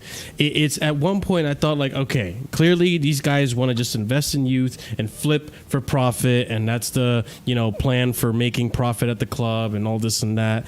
And then you have Neto come out of nowhere, and now this Felix deal that's potentially going to happen too. Like. It's actually freaking insane. So now I don't even know what Chelsea want. Like it's absolutely crazy. I mean, now I just brought up Neto. I might as well bring this up too because I didn't get a chance to talk about it because this all happened. So I do want to talk about the Neto thing. That just there's so much. Oh news man, I right feel bad for Bitsy. Said Samu's in London, but now he's set to fly back to Spain tomorrow. That's I feel horrible for Samu. I mean, bro, he did nothing wrong. He gets to play for Atletico. Come on, it's not all bad. He's not. They're loading him out. They're loading him out. He's going back to Deporte Alves. I think they're gonna. Oh. Oh boy. They're getting Alvarez in, bro. It's over I mean, stuff happens, man. I mean, genuinely, but we'll see. Obviously, we didn't fully, agree on a deal. As the week goes on, we'll probably find out more details as to why Chelsea pulled out, essentially. But here we have the Neto deal. Breaking: Chelsea are in advanced talks to sign Pedro Neto. Negotiations are taking place. All this news pretty much came out within like 24 hours. Pedro Neto is set to sign at Chelsea. Talks at the final stage between Chelsea and Wolves. The player wants to join Chelsea. There's an agreement in principle, according to Reece Hawkins. Club to club between Wolves and Chelsea talks are ongoing to get the deal done for Pedro Neto, as the initial request is around £60 million. Chelsea have already reached an agreement with Pedro Neto's agent, George Mendes, who's the talk of the night tonight. Agreement reached between Chelsea and Wolves for Pedro Neto. Fee is £51 million, or £51.4 million, plus bonus. They are sorting out Pedro Neto's contacts, then he will fly to London. He has already said goodbye to his Wolves teammates. Understand Pedro Neto has just passed his medical in London as new Chelsea player. Contract to be signed this evening, valid until June 2030, plus option for further season. Neto will be at Stamford Bridge on Sunday to be presented to supporters. What's up, RSM? Marshall, Fabrizio's so mean, bro. He posted Samu in black and white like he passed away and says Samu is 100% off. Yo, that's so fucked up. Bro, why did he post him in black and white like? That's so mean. That's mischievous behavior. I gotta pull that up in a minute. We have here the Pedro Neto. Here we go. Wolves accept bid worth €60 million, fixed fees plus $3 million add-ons as almost matches initial club price tag. So 6 plus 3. Okay, 60 plus 3. Neto's agent Mendes has agreed on personal terms with Chelsea. Medical test booked. Pedro keen on Ajax. Well, wait. Pedro at CFC with Wolves keen on Ajax's Carlos Forbes. Oh, okay, got it.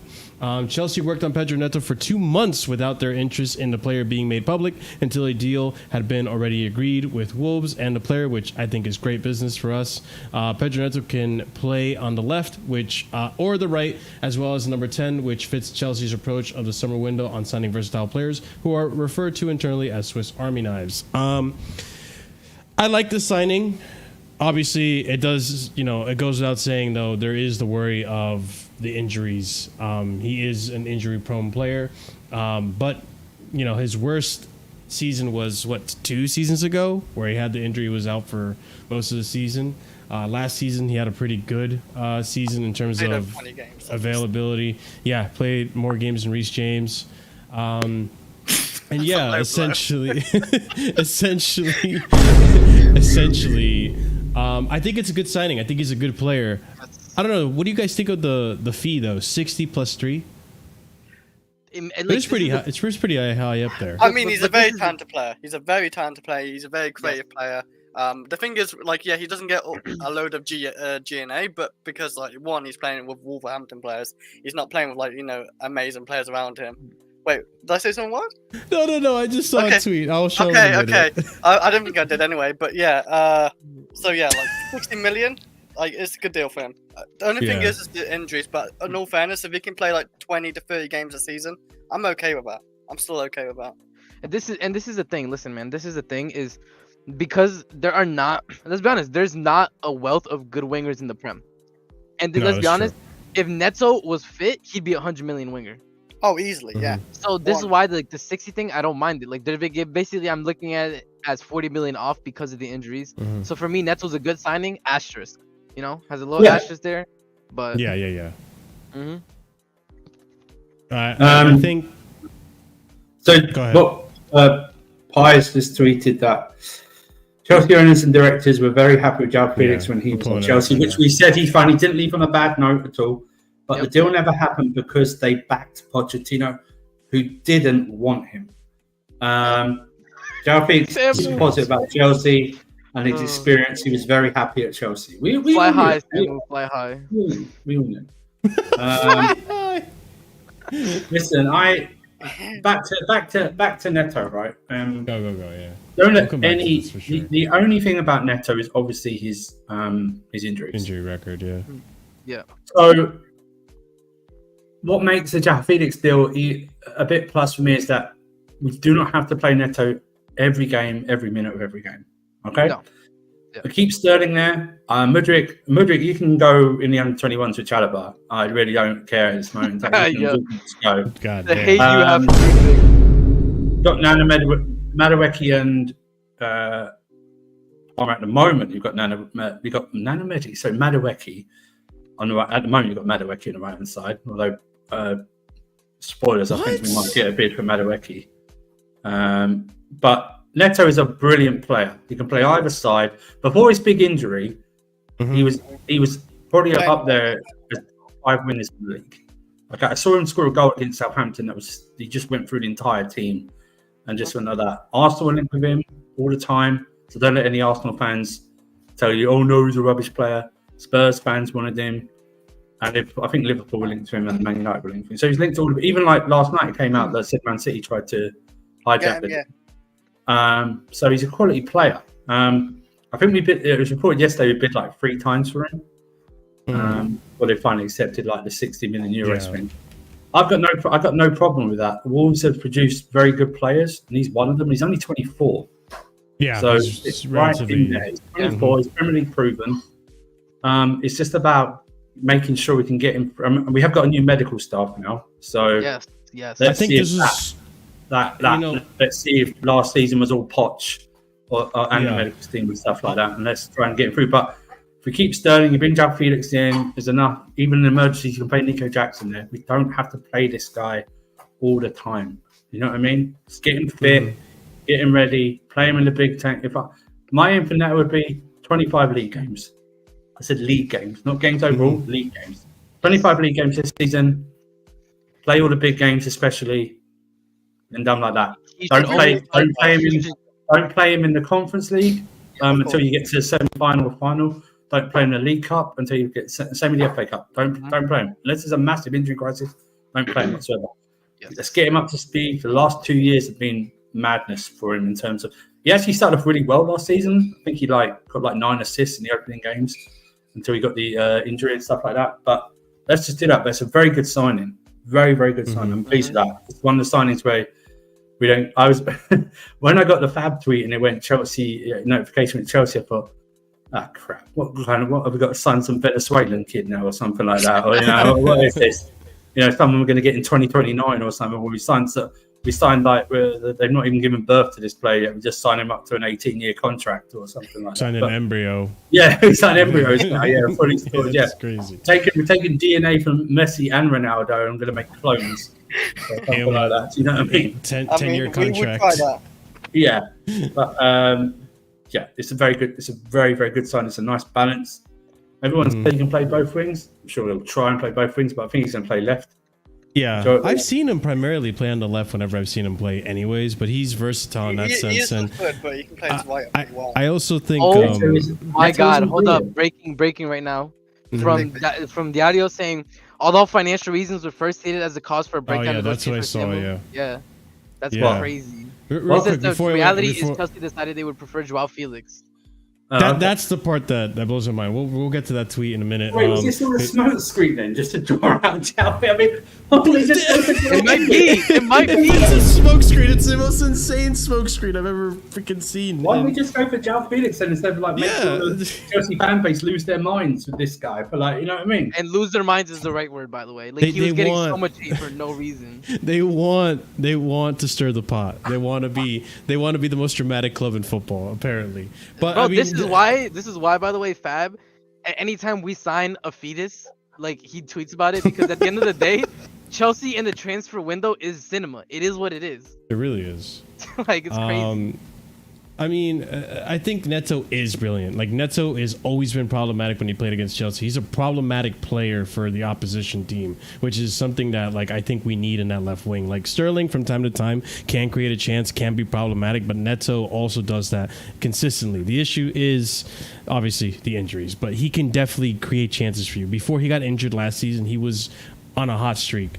But going back to what Surfer said earlier too about the Neto signing, I think this also stamps a very, very, very big sign that the ownership believe in this medical team that they just hired, because they must have known that Neto is an injury-prone player prior to signing him. So I think that shows big balls. Damn, the medical team, that you guys must really have faith in the medical team to bring in a player who is considered an injury-prone player. So it also has to see how they deal with Reece. That's also going to be another test of how they. That's another one too. Player. Yeah. Yeah, we'll get to Reece at some point today. I mean, obviously, all this threw a wrench into everything. But I did want to do more on the Samu deal collapsing, because I just found a slew of tweets, including the ones that you saw. So obviously, rest in peace, Samu Omorodion, the Fire Emblem character that never made it. This is the grayed out. This is insane. Samu Omorodion. Yo, fly high, Samu, fly high, brother. Dude, this is insane. It's just what happened? He didn't die. He just really worked out. Fab is so dirty. He did him dirty. What the fuck? They really did. Major issues confirmed, and Omorodion will return to Madrid in the next hours, with serious chances to join another club in the next days. And then this is the part where I'm if this is true, this is insane. Although financial reasons were first stated as the cause for breakdown in negotiations for Samu Omorodion, the reality is Chelsea decided they would prefer Joao Felix. His agent, Jorge Mendes, is already in London holding talks, and I have a theory on this. Fab just said, I'm hearing Gallagher and Alvarez deals are still happening, but they need a player to go to Chelsea. Hey, we're getting dropped. It is what it is. Here we go. Let me just say this right now. I just said about 5 minutes ago. This deal is done apart from the fee. It's done. Yeah, I mean, right here. It's done. It's done. Joao Felix is super positive about Chelsea and his experience. He's very happy at Chelsea. We already know we have the player. that would agree to deal. It's a matter of personal terms. Because Jorge Mendes is already in London. This is he probably had a message to Zhao. Oh, would you want to go back to Chelsea? Are you willing to accept this? Went to Egbari or whatever, because nobody's going to Stanley or Stewart, because he knows those guys aren't the ones to deal with. It's Egbari.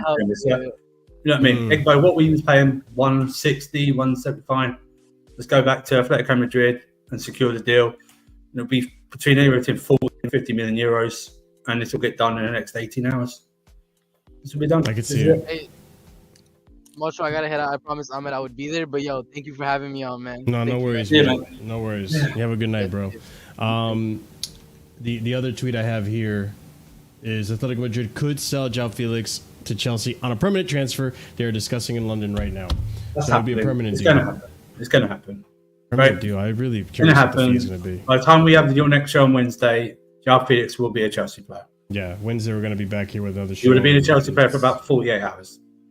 How happy does that make you feel then, Andrew? Out of 10. Listen, he's not my favorite player. I don't, like I said, in some ways, I think it's better for the Chelsea fan base that you signed João Felix than this Samu kid. I really think so. Agreed. I think even the owners probably realise that now. That most of this fan base liked João Felix, so I presume that the ownership will get some credit. Probably not, but it's all on the thing. My only thing is this: that Osimhen better be end game. Full stop. Do you know what I mean? I'm not having just Nico Jackson and Gui, whatever his name is. Yeah, that's the strikers. Jackson is a decent striker, but it's not an option. Sorry. So should we start posting #Zhao Day? Hey, Surfer, #Zhao Day. Let's go, man. Zhao Day. I cannot believe that. Man, you were playing a year ago, Zhao Day ended. I laughed at him at a penalty show at the Euros, and now Football Karma's kicking my balls.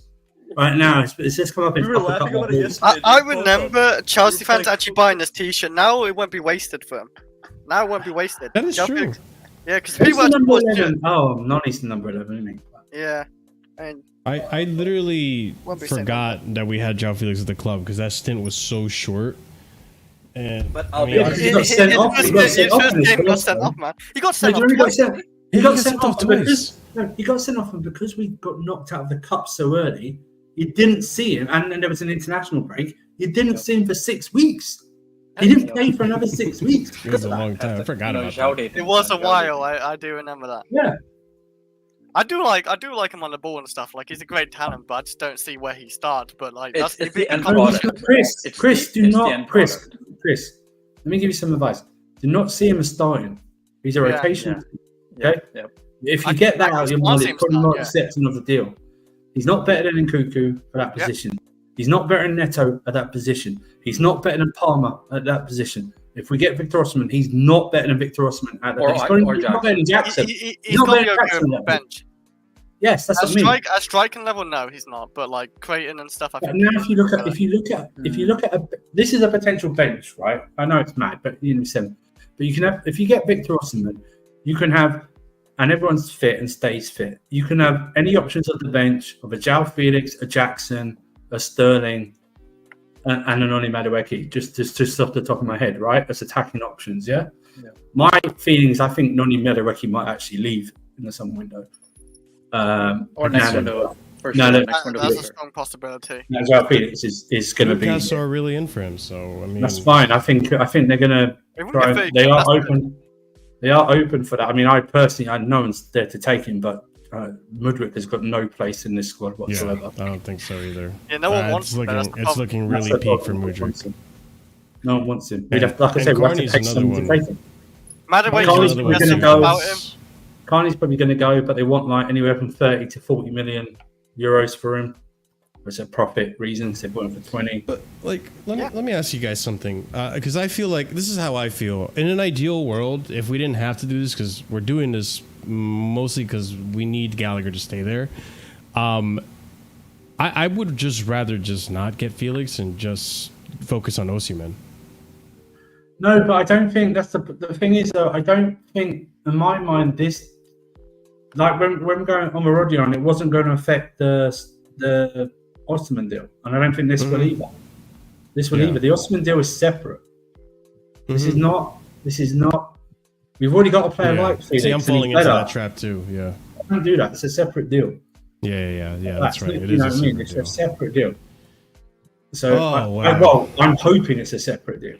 That's what I'm hoping it's a separate deal. The end game has to be awesome. It can't be. They definitely want another striker, which is CP. They have to get another striker. Listen, I think Guy is industrious and something like that, but he needs a lot of work. And Jackson, you play him as a 9, but he's just too inconsistent. He's going to miss a lot of chances still. And he only just this is his first minutes of preseason today. Yeah. Jackson's a striker who likes to drop deep and link up. Osimhen is not a striker who does all that. He sits up top and scores the goals. And we got so many players behind him, like in Q. So Fab just tweeted again. Fabric said Chelsea and Athletico are both clear. No transfer Gallagher and Alvarez deals to collapse after Omorodion move off.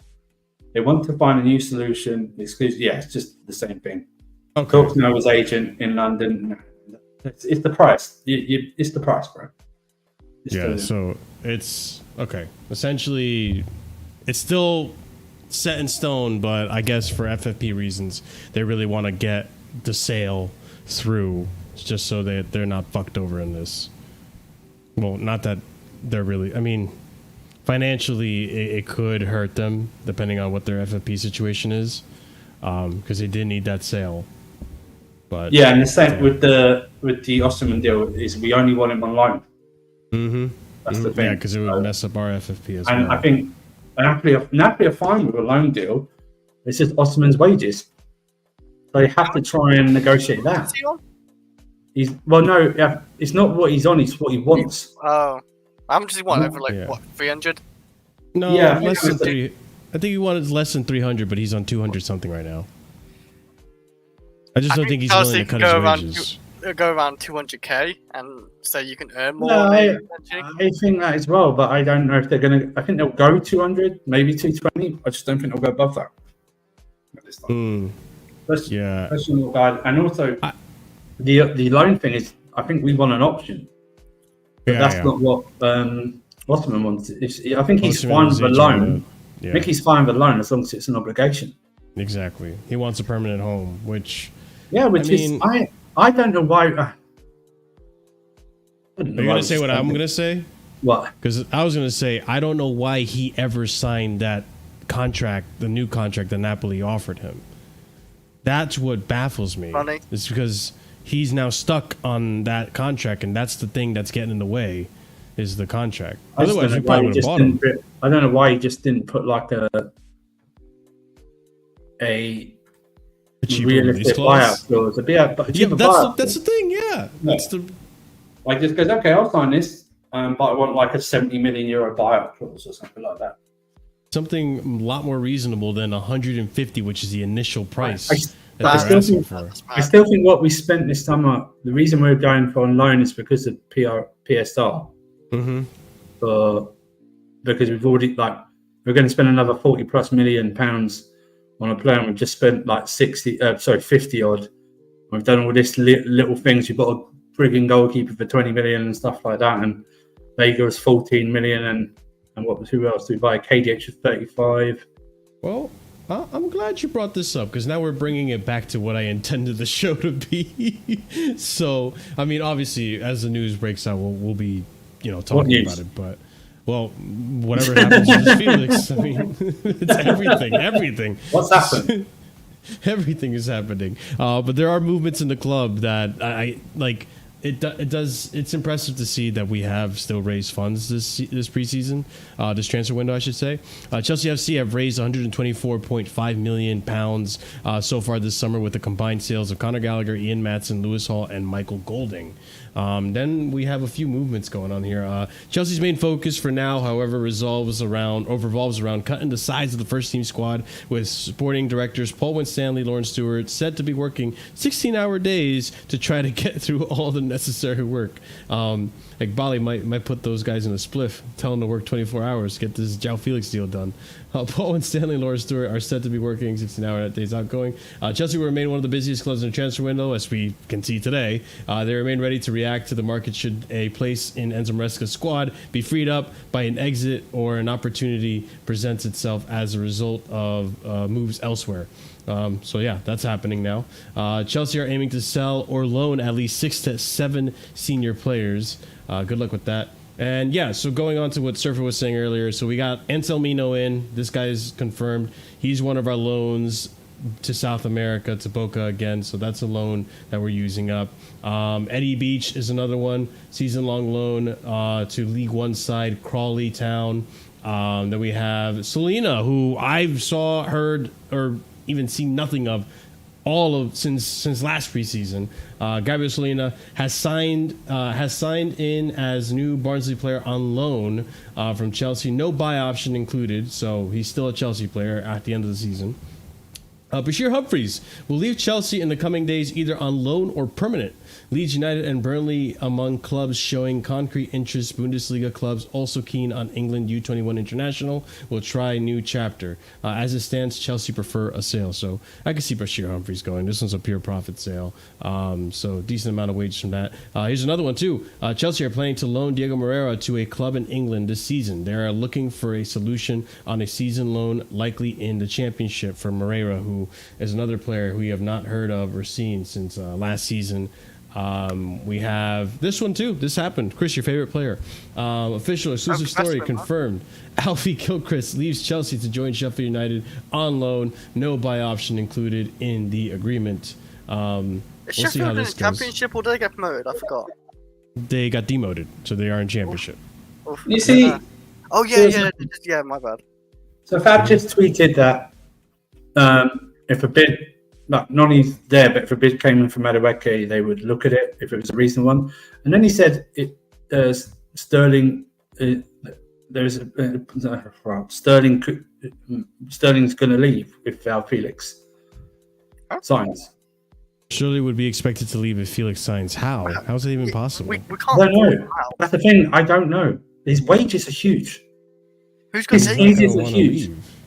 And then he said, Pies tweet about Chelsea wouldn't go into any discussion unless they got a green light from Maresca.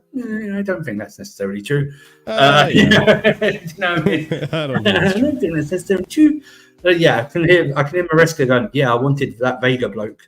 Who?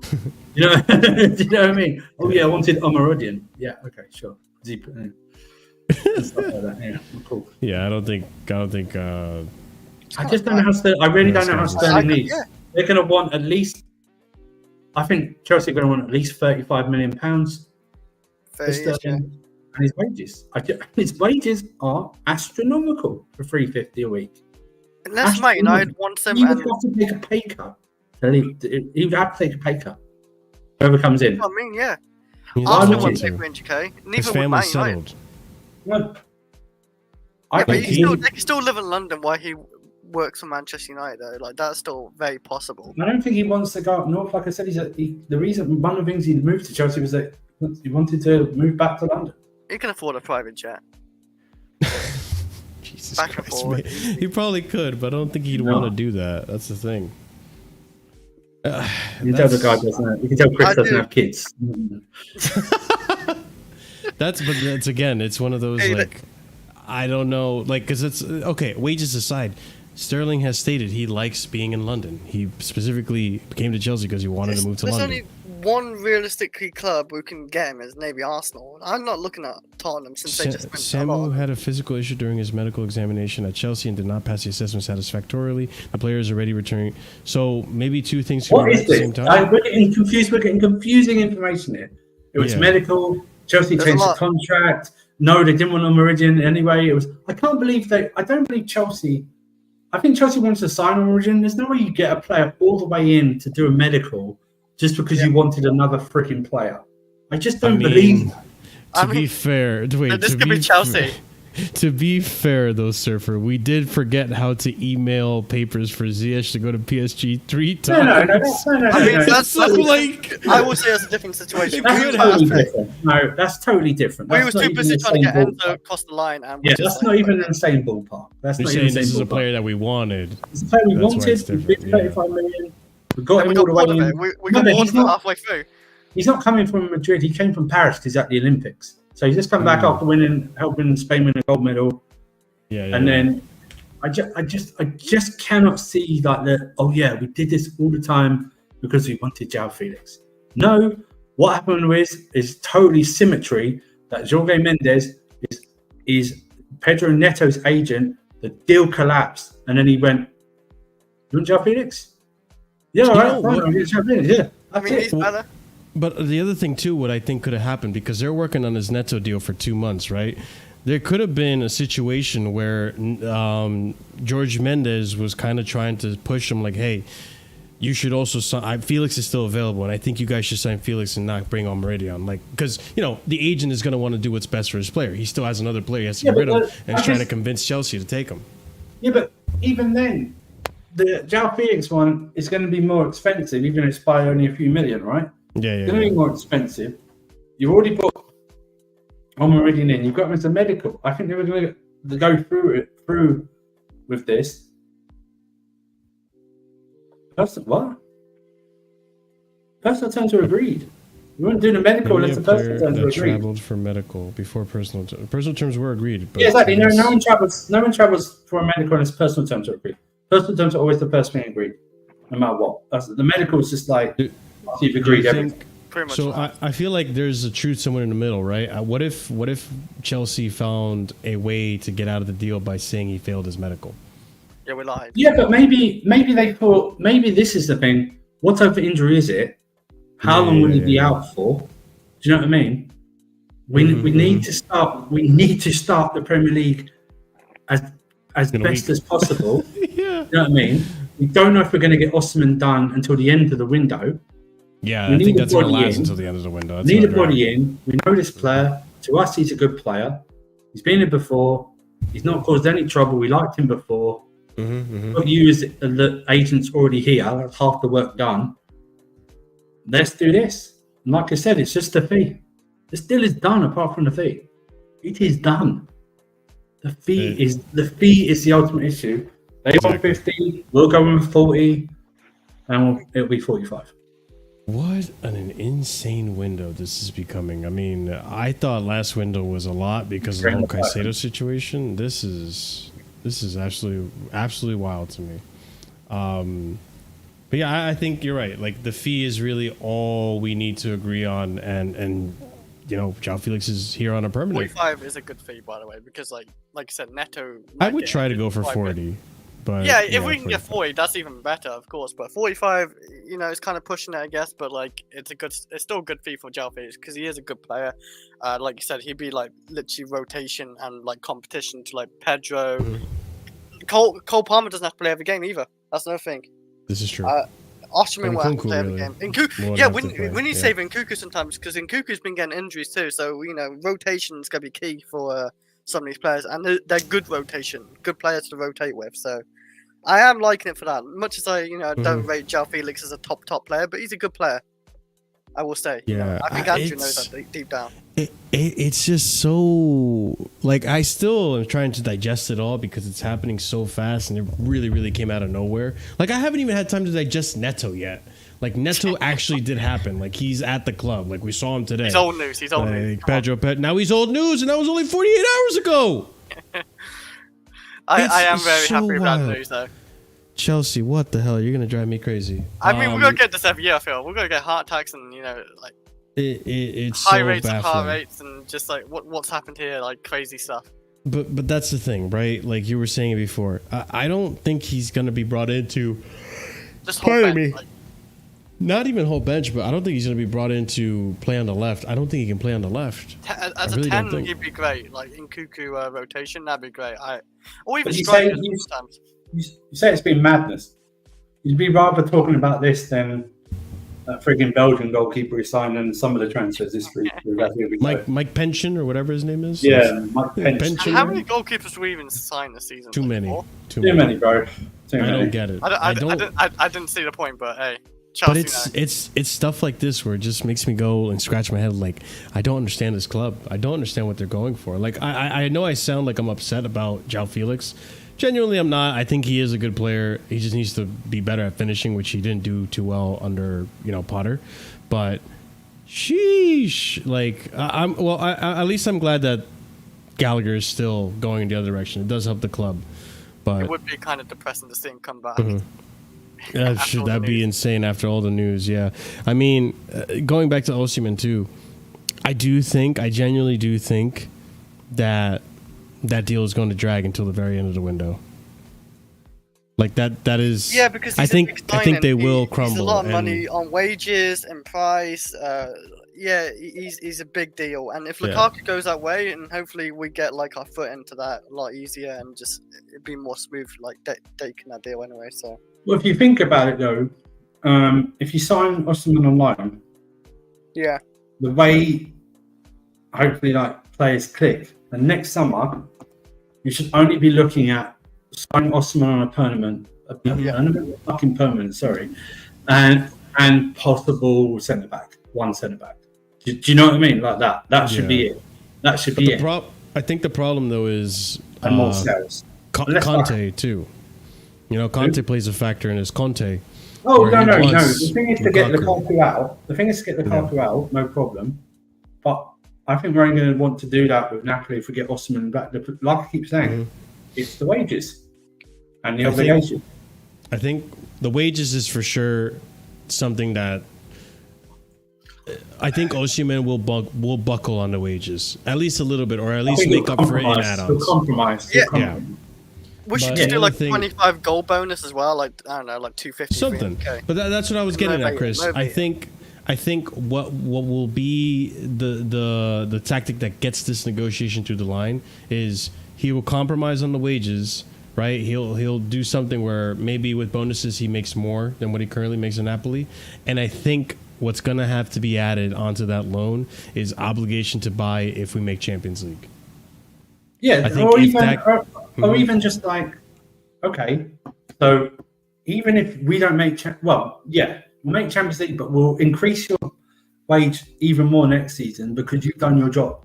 So we're going to laden this incentive, this contract with goal bonuses, right?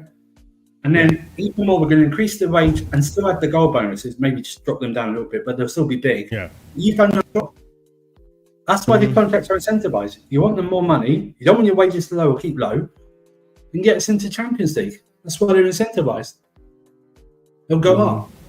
They've gone down this season because we didn't make Champions League. I just saw your tweet, Andrew. I'm not having any Man United fan criticise us when they're literally copying our model. You know what I mean? So I'm not having that. You know what I mean? My brother was actually quit like laughing at how many like young players and like goalkeepers were signing. He's literally copying our model of these young players.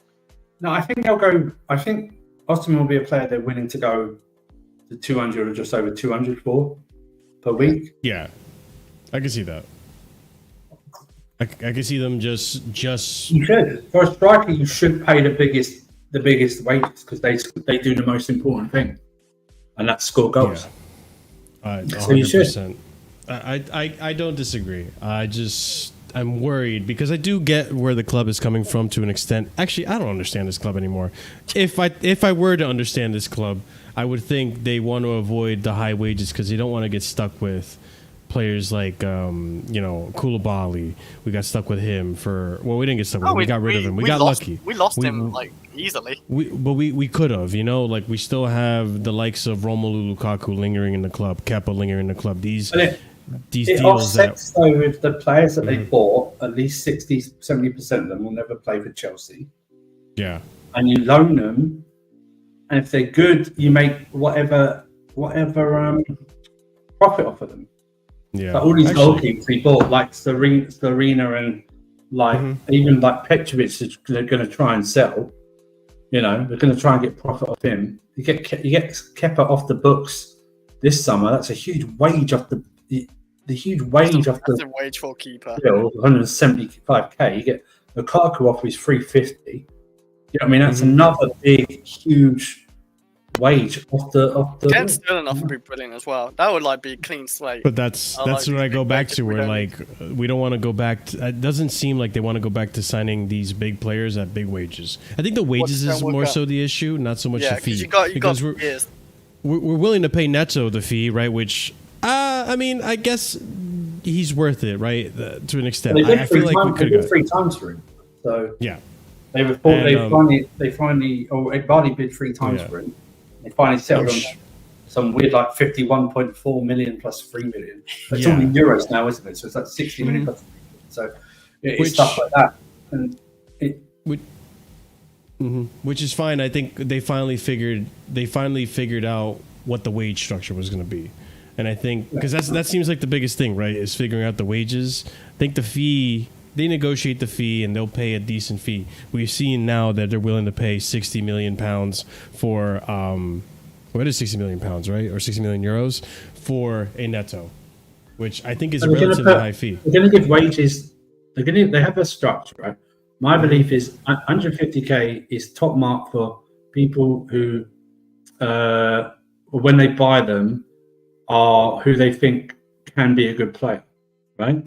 Anything above that, they already think are a good player. Plus, they said previously, we're willing to to go above like 150 in that, and also reward people that are there. Like for instance, we've heard all summer that they want to double Palmer's wages, essentially from like 80 grand to 160 grand because of his performances and stuff like that. So, and this is what football fans have been crying out for: incentivized contracts. Make them earn it. Fans even. Yeah, Chelsea fans and football fans in general. Oh, you always hear when someone's not doing well, he's not worth 150k a week. What's he doing for his job? You know what I mean? It's like, if you're not rewarded, your wages go down, and that should be the point of everything. If you're not winning anything or securing Champions League football, then you can't be at the same wages. No, I 100% agree. You know, we were just talking about the wages and, making money on the team. There are a few player departures that we're looking to send off that I'm actually interested to. I don't know if I ever got your opinion on the whole Chalobah situation, Surfer. So this would be a good opportunity to actually get that. I think I know what you're going to say, but just out of curiosity, Trevor Chalobah has been barred from using Chelsea's first team facilities as the club negotiates this exit. Other than training with Chelsea's development squad, Chalobah has been kept away from first team building at the club's Cobham training base, which that's disgusting. I think because he's done nothing wrong to like be pushed out like this. One thing is signing him. No, but one thing is signing him. Right, you can sign him. Why do you need to push him to the under 21s? What's he done to deserve like to be pushed to there? So I understand with Lukaku and all that. Those are cunts. He isn't a cunt. So here's the thing, right? Here's the thing. It's not been barred from Cobham. He's just not in the first team thing. So that's just we've done it for Broja. There's been no hoo-ha problems with Broja from our fan base. Did it with Ziyech last year. Done it with Lukaku this year again. There's no boo-hoo-ha stuff like that. Listen, Trevor Chalobah. If you didn't like the ownership before, Trevor Chalobah is not the straw that broke the camel's back. All right, that's just pathetic. Okay, he's a very good squad option. Okay, he's not all this like revisionist history. Oh, as soon as he came in last year, we won those 6 games at the end. We were very poor still in those 6 games. Okay, don't let the results fool you. The performances were not good, apart from maybe West Ham. West Ham was a good one. I remember that. These were not good. We were poor against Brighton. We scraped past Nottingham Forest. And the last game of the season didn't matter. Do you know what I mean? And stuff like that. So he was there in those games. He did okay. But Trevor Chalobah is a serviceable squad player. Now, what doesn't make sense is that you made him sign a 6-year deal last year. That's the part that throws me off too, is the deal that they made him sign. Like you said, Andrew, I do agree. He's a squad player, but I think like he would suit Enzo Maresca's system better than Tasasi. But I guess we brought Tasasi, so it's remember Chalobah was there for Maresca's like first couple of weeks before he went off to the USA. So he was training there. So maybe he saw something that he didn't like. But I also just want to say the hypocrisy of rival fans, especially Arsenal fans, who say, "Yeah, you're not a classy club." I'll just mention one name to you, Mesut Ozil. Yeah. I'll just say Mesut Ozil to you. Don't United fans, Sorry, did you forget the way you treated Jadon Sancho last year when you made him eat from a packed lunchbox in the car park somewhere? Yep. You know what I mean? I didn't know about that part. Jesus. You know what I mean? I'm sure there's one for Liverpool, there's a bunch of Liverpool and stuff like that, but I really hate this like hypocrisy from. They make it seem like it's just Chelsea, which is definitely not the case. But this is what maybe if you did this, Man United fans, your players that you are Arsenal fans that you can't sell, you'd actually sell them. You know what I mean? Instead of being buddy and stuff like that. We haven't banned from Cobham. He's still getting paid. We haven't stopped his wages. Okay, we haven't even put a really big price on him. They want like £30 million. 30 million euros or pounds is not that bad. Even a big How much is Eric Dyer for Bayern Munich? Like, it's only 5 million or something. I thought he's like 30. Oh my bad. No. I thought he's overpriced. Never mind. No, he's overpriced at 5. Yeah. So. Another player that was also given an extended contract and also being sold, but this one's more understandable because he's just not performed. Armando Broja is in training with the club's development squad while his exit is being negotiated, also reported by Matt Law. Armando Broja has interest from a number of clubs and is expected to leave Chelsea in a permanent deal this summer, while Trevor Chalobah has been the subject of significant interest from the Premier League. Again, so here's my thing. Why don't I hear anything on the timeline about Armando Broja? It's been at Chelsea since he was a young lad, come through the academy. Why don't I hear anything about Armando Broja? Chris, you want to answer? Because you don't rate him. This is the whole thing.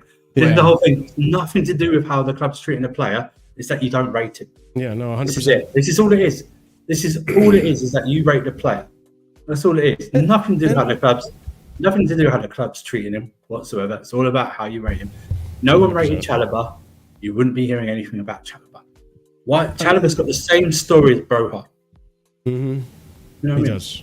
I think even like Bro. I think didn't his parents bring him over from Albania or something like that? Or I don't know, or he's born here or something like that. But his parents even travelled over from Albania or something like that. Why isn't talking about Armando Broja? Why aren't we talking about? Why aren't we giving him support like you're doing Trevor Chalobah? Please. If Broja scored like 10 goals last season, this happened to him, you wouldn't be saying you'd be saying more about Broja, wouldn't you? Something like that. It's just the hypocrisy of it all from our own fan base.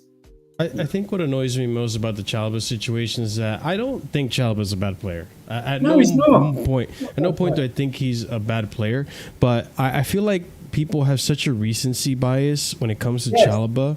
Like I put out a tweet a few weeks ago where I was like, I was addressing the fact that these fans really think like, oh, this system is it's a shame that Chalobah's been frozen out because he'd be perfect for Enzo. And I'm like, you have Reece James, our best defender, struggling in the system. Levi Colwell, who is a natural left center back, who is also struggling in the system. And you're telling me Chalobah, who is none of those things, is going to just fit in like a glove? I understand that Chalobah last season looked good, but he also came into the squad when we were actually starting to perform better as well. And again, it's like he was there for a good patch. What if he had played the whole season and he was just as bad as everyone else? Like, people are basing it off of the small patch of last season and forgetting the whole grand picture of Chalobah. Like, I remember what Chalobah was like under Tuchel. I still remember how he looked shaky. He could put on a performance, he could play a position and put in a shift, but he still had shaky moments. And he had a Thiago Silva behind him that could cover him in case he fucked up. And a Rudiger as well, and a Christensen. He had people who would cover his ass whenever he would make a mistake. People forget that. Chalobah was never like a solid world-class center back like the Chelsea fans make him. He wasn't a star. Yeah. He was never a starter. That's the thing. He was never a starter. And in this lineup, in this current team right now, I don't think he starts over these players either. He'll get rotated in like we've seen Maresca do with Tosin, with Fofana, with Colwell, so on and so forth. But I don't think he's going to be an out-and-out starter. I don't think he's better than Tosin. I'll be honest. I don't think he's better than Tosin. That's hard. I feel like we have to see Tosin this season, by the way, because Tosin's not even really. We're not really watching much of Tosin, and he hasn't played for a big club yet. But I thought Chalobah was not much like difference between most of these centre backs we have. Fofana, obviously, in talent wise, he's probably our best centre back if he's fully fit and maybe back to his old self. But Fab has been quoted as saying João Felix deal is likely to be completed tonight. Jesus Christ! Christ! There have to be fast negotiation for Felix's deal. Chelsea wants to sell Connor Gallagher. Like I said, it's just the price. Yeah. Some I'll people pull those have been tweets streaming up all after night, this. waiting. Oh no, dude! Everyone's live. Even World by Chelsea's live right now. Like it's insane. Everyone is live. Yeah, everyone is live right now. Yeah, I went from over 100 concurrent viewers to like less. Yeah, than it's always getting spread out. It didn't even go live this much for Neto. Yeah, that's what I mean. Like, it's insane. Neto's old news. Neto happened 48 hours ago. Now it's old. Neto was on the pitch this afternoon getting all the adulation, and within like 10 hours or less than 10, like 8 hours, his funder's been stolen by João Felix. Like it's so ridiculous. More players too that I'm surprised. I'm not really surprised. I guess now I understand what the model is. So it's not a surprise. I kind part of me kind of wishes we saw him play more, but it is. I did want to see him. I did. Yeah, David Dr. Fofana is expected to leave Chelsea this summer on a loan with possible obligation to buy clause. Leicester City are currently leading the race with Stuttgart and Villarreal also interested. I think so. David Dr. Fofana has agreed to join Leicester. Deal not done yet, but very close with Chelsea holding out for a loan with an obligation to buy. So they're trying to sell the irony, and they won't do that for Victor Osimhen. The irony. Here's another one too. This one I understand annoyed people. Several clubs across Europe have made inquiries about goalkeeper Georgi Petrovic, who is up for sale following the signing of Filip Jurgensen. Georgi Petrovic is confused at his development plan at Stamford Bridge, while he is cautious about dropping down to a lesser level or becoming a backup option elsewhere. Totally understandable. There's no reason he's a starter. He should be a starter at another club. Strasbourg and Fiorentina have contacted Chelsea about signing Georgi Petrovic on loan. Chelsea are open to letting him go. Petrovic want to ensure that any move is in line with his long-term development. It makes me laugh. Strasbourg have contacted Chelsea. The same people. What are you talking about? The same people. They have different background stuff. We have different background stuff. Strasbourg picked up the phone. Yeah, can I put me through to piss off? Strasbourg contacted us. You know what I thought about when you said that? Remember, like the old school land phones? You would pick up a land phone, and someone on the other side of the house would pick up the land phone. You could hear each other. It's Molly like, oh, you got a call from Strasbourg. Hey, someone's called like Win Stanley or Stuart and going, yeah, we got the guy from Strasbourg. What? You got something? What do you mean you got something for Strasbourg? You had inquiring about one of our players? Okay. All right, hold on. Let me speak with my agent. Let me just hold on. It's just transferring over like, so they inquired about Petrovic. He's got his Strasbourg iPhone and his Chelsea iPhone. Do you know what I mean? Like stuff like that. It's so silly. I mean, listen, I think if he goes to either of these clubs, I think Fiorentina would be a good move for him. They just signed David De Gea, though, didn't they? They just signed David De Gea. Oh, they did. Yeah, that is true. I forgot about that. He's finally got a job again, yeah. I forgot. He's employed again, yeah. Contact those people at Strasbourg and see if they'll take you. Hello, Bali. Are you interested in Petrovic? Hey, Bali, yes. The problem is, though, we just sent Wiley to Strasbourg, and that's the second player we sent on loan to Strasbourg. Yeah, I feel I think the rules are 6. No, but I don't know what the rules are about sending another player from the same club if you've already sent 2 already. Oh, yeah. I mean, we did. And I just thought. So you're talking about a third one? I've just thought. We were talking about winners earlier. Where the hell is Angelo going? No one knows. I mean, he could go to Strasbourg if he wants loan. Well, we just talked about Chris. We sent Santos and Wiley to Strasbourg. Okay? I mean, they could take more. We don't know the rules. That's the thing. I don't know the How rules old about is on he? loan. We need to buy another club. We need to buy another club for other Yes, we do. We You're do, right. which is why this is all so confusing. Or Portugal, somewhere. Yeah. Okay, so Angelo Gabriel is 19. If all else fails, U21, which would suck because I want him. He should be a starter. He should be going to a club and developing. Oh. He shouldn't be going to a U21 team. No, he shouldn't. Yeah, so again, with the Petrovic thing, that's another confusing one too, because when you said, Surfer, there's 2 loans already. There's 2 loans already for Strasbourg. We have a loan to Boca Juniors with Anselmino. This Mike Penders guys, which I don't even know if I'm going to have a chance to talk about him tonight, is already back on loan with Genk. I'm pretty sure there's another one. We don't know what's going to happen to Ugochukwu also. That's another one that apparently he was supposed to go on a loan as well. I think they want to loan him to an Everton or Premier League side, so it doesn't count for anything. But like, there's like 2 more players. Am I missing a player that was on an international loan? Well, the Belgian kid count. There's a Belgian kid count that we sent back. Penders, yeah. He's going. Yeah, he's back at Genk on the loan, which again is another weird one. What about the Argentina kid we signed? Does that count? That's back on loan as well, an international loan. That's what I'm talking about. Does it count though because of his age? It should. That's a good question. So many rules. Jesus Christ. Yeah, does it count? What happened to that Brazilian kid we signed? Okay, so let's treat them as they count, right? So we've got Wiley, Santos to Strasbourg. That's 2. Goalkeeper Pender's gone to Genk. And whatever his name is, Amaroth, or whatever his name is from back to Argentina. Ancelito, yeah. Who else are we talking about here? That's what I mean. I think we have 2 more that we haven't done. No, it's 8 though, right? Is it 8 or 6? I thought it was 6. I don't even know anymore. I'm starting There's to look too many at numbers out there. dollar signs now. Like we sent 2 goalkeepers out, haven't we? We sent Slamina out to Barnes, and Beach has gone somewhere. Eddie Beach has gone somewhere. All of those are domestic loans. Those are domestic, yeah. Mm-hmm.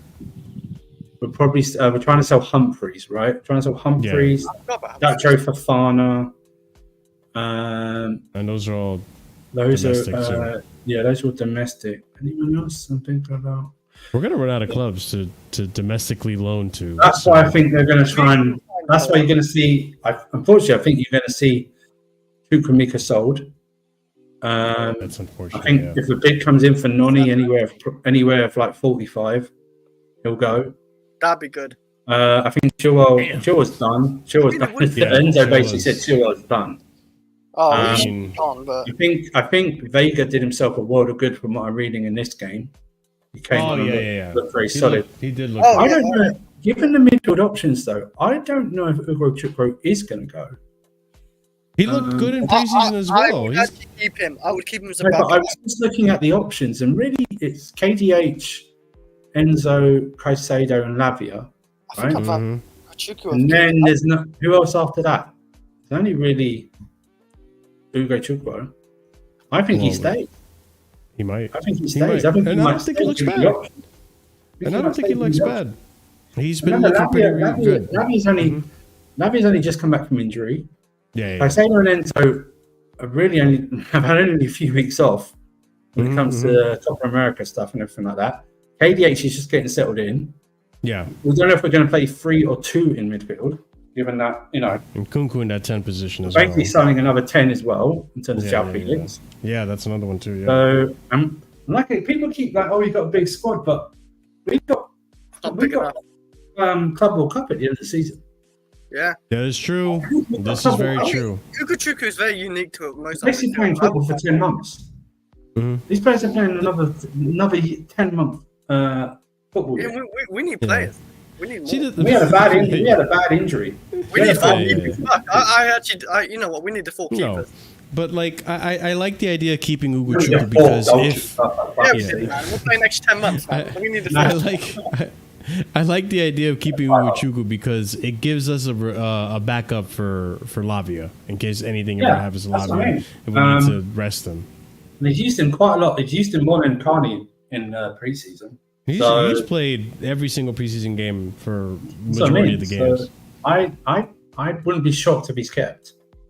Yeah, I would be interested to see what we can brainstorm in terms of this player. Because that was another one I meant. This is a tough one to move on. This is tougher than Raheem Sterling, I think.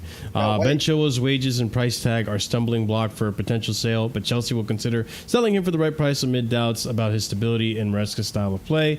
There's also issue of Ben Chilwell. Maresca has admitted does not fit his profile of fullback, which means some high-profile players could not only miss out on a place in the team, and matchday squad. And then Chilwell has been rendered tactically obsolete by Chelsea's summer coaching change. So little has he featured in preseason, and it is unclear whether he has even retained his status as the club's vice captain, which is another big call too that we might talk about tonight, which Enzo being vice captain now. But I mean, Listen, we all kind of knew it wasn't going to happen. I mean, to be fair, we all didn't even want him to be number one left back under Poch. It was Cucurella all day, every day. Even Ian Maatsen deserved to play more than him, but Ian Maatsen's gone now. We just got a Renato Vega. We have Cucurella, who looked pretty intense today. Chilwell hasn't really seen the pitch since Wrexham. I don't even know if he's been in the squad, to be honest. He's just not up to scuff. Yeah, I mean, like I said, there's rumours out today that Crystal Palace went for him, but they're only putting like £20 million. And from what I'm reading, Chelsea want at least Chelsea want anywhere between 30 and 40 million. Good luck with that. I'm sorry, 40's asking too much. We paid 50 for the guy years ago. He's finished. He's sorry, talking about Chilwell. Sorry, I do apologise. I was putting yeah. No, sorry. I think, and this is, I think we might get a bid from Man United for Chilwell. I wouldn't be surprised. I really wouldn't be surprised. Somewhere near the end of the window, even if it's like a loan with an obligation to buy for like 20 million, 25 million, something like that. I think, and even like on a deal like, oh, we'll pay half his wages or something like that. Yeah. Mm-hmm. As long as there's an obligation to buy on a loan, I could see something like that happening. Because they are in desperate. Their left back situation is very desperate. One real left back. Last year's gone missing somewhere. Shaw is always injured, and this young kid Collier is just not ready yet to do that thing. I know Dallo could play there, or maybe a Mazawari who they're bringing in, but I think they want a natural left footer on there. I could see something like that pop up. You know. There were links earlier in the season for that move, but it seemed to have really died. Yeah, seriously, that move has really seemed to have gone cold. Really, if you are entertained, smash up the like button. The Ben Chilwell to United links that did come out earlier in the season. I don't think they were ever serious like that. Yeah. It was just speculation. I just think getting closer to the window ending, desperate times, right? Do you know what I mean? So it's like. Yeah, that is true. Yeah. That's a good point to point out. I mean, now because they started off the transfer window on a really strong note. They signed Xerxes, right? Xerxes signed. Lenny Euro. They're about to sign Delit. The Mazzaro deal was waiting on the Wan-Bissaka to go through, but that from Fab's tweets, Wan-Bissaka is going to be done in the next couple of days. So that's in. Must have been some breakthrough with Osimhen for his Omorodion to collapse. Wouldn't be surprised if you'll come to some sort of. I don't think the Omorodion deal had anything to do with Osimhen whatsoever. There's two separate situations. I think, Lee, to be honest with you, as reported, because I also read wasn't there like a tweet or a message going around, a room going around that even if Omorodion signed, we were going to like loan him out or something like that. Yeah, that was one of the ideas. I just had the tweet up earlier. I don't think I can pull it up again. But yeah, it was either Gui or Omorodion if Victor Osimhen were to be loaned out. Which, again, I think now more than ever we're being forced to make the move for Osimhen because now we don't have the striker that we wanted to get, or a striker. We're one striker short of the goal that we were trying to go for. We saw that Curry Pirate. Felix is going to get done tonight, which is another scene. Whether it's tonight or not, I think it'll be announced within the next 18 hours. Yeah, I agree. 12 to 18 hours it'll be announced. 12 to 18 hours it'll be announced. I'm kind of warming up to the idea because, like, I'm looking at our whole attacking option. Like, Nkuku might, can't play every game. Like with Pedro, he can't play every game. So Felix, I just think though, it's like. Yeah, it's great having Lavia back. It's great having Fofana back. It's great having Nkuku back. But these guys had, two of them, they didn't even play last season, basically. And Nkuku's just coming back. Do you know what I mean? Yeah. And it's just another option on there. And I don't think, as much as we all like it, we saw it today. Cole Palmer starts on the right, but he never really stays all the time. But it's just an option. Yeah. I think Cole Palmer really likes playing on the right and drifting in. I don't think he likes... Yeah. I think he'll do a job out of 10. I think he likes the license to go wherever. Exactly. And I think Yeah. Enzo's I'd gonna rather give him. play Cole Palmer where he prefers to play because Yeah, honestly, I mean, he loves drifting in off the right using that left foot, stuff like that. And so and like we said, João Felix knows he's coming in at the moment. He's probably not be the number one starter, but it's just in the last season when we looked at the bench. Wow, 38 minutes. Second half of the season with all those injuries, and it's like people we didn't even friggin' know. I did want to show this tweet that I saw earlier. João Felix's future seems to be in London. Chelsea will pay almost £8.5 million more than the operation for Samu Omorodion, which was £38.5 million.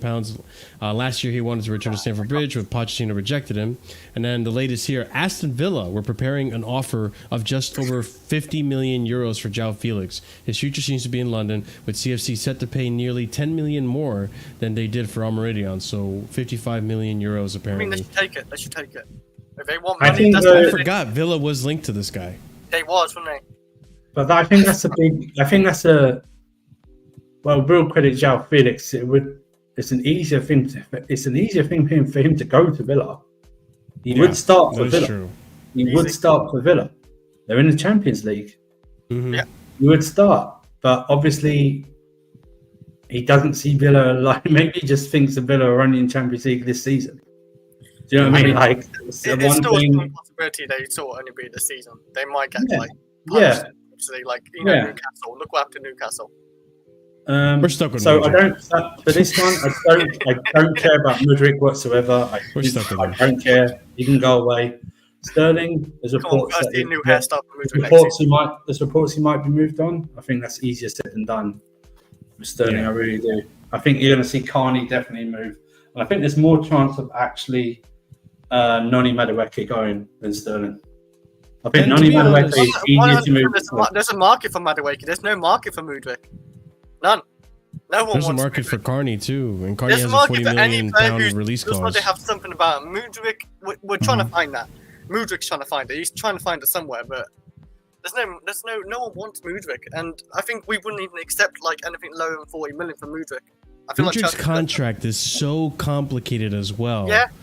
Like it is like there's so many clauses in that contract that make it the 80 million between the Ballon d'Or and all that stuff. Like I think it's a very complicated deal to get. There's no Ballon d'Or thing in there. That's why they didn't. That's why they laughed off Arsenal's bid, because Arsenal put a Ballon d'Or. I'm pretty sure like it said like individual Arsenal put a Ballon d'Or clause in it, and okay, this wasn't against the player, but Shakhtar reportedly laughed it off because of the way the Ballon d'Or is awarded. Do you know what I mean? It's like.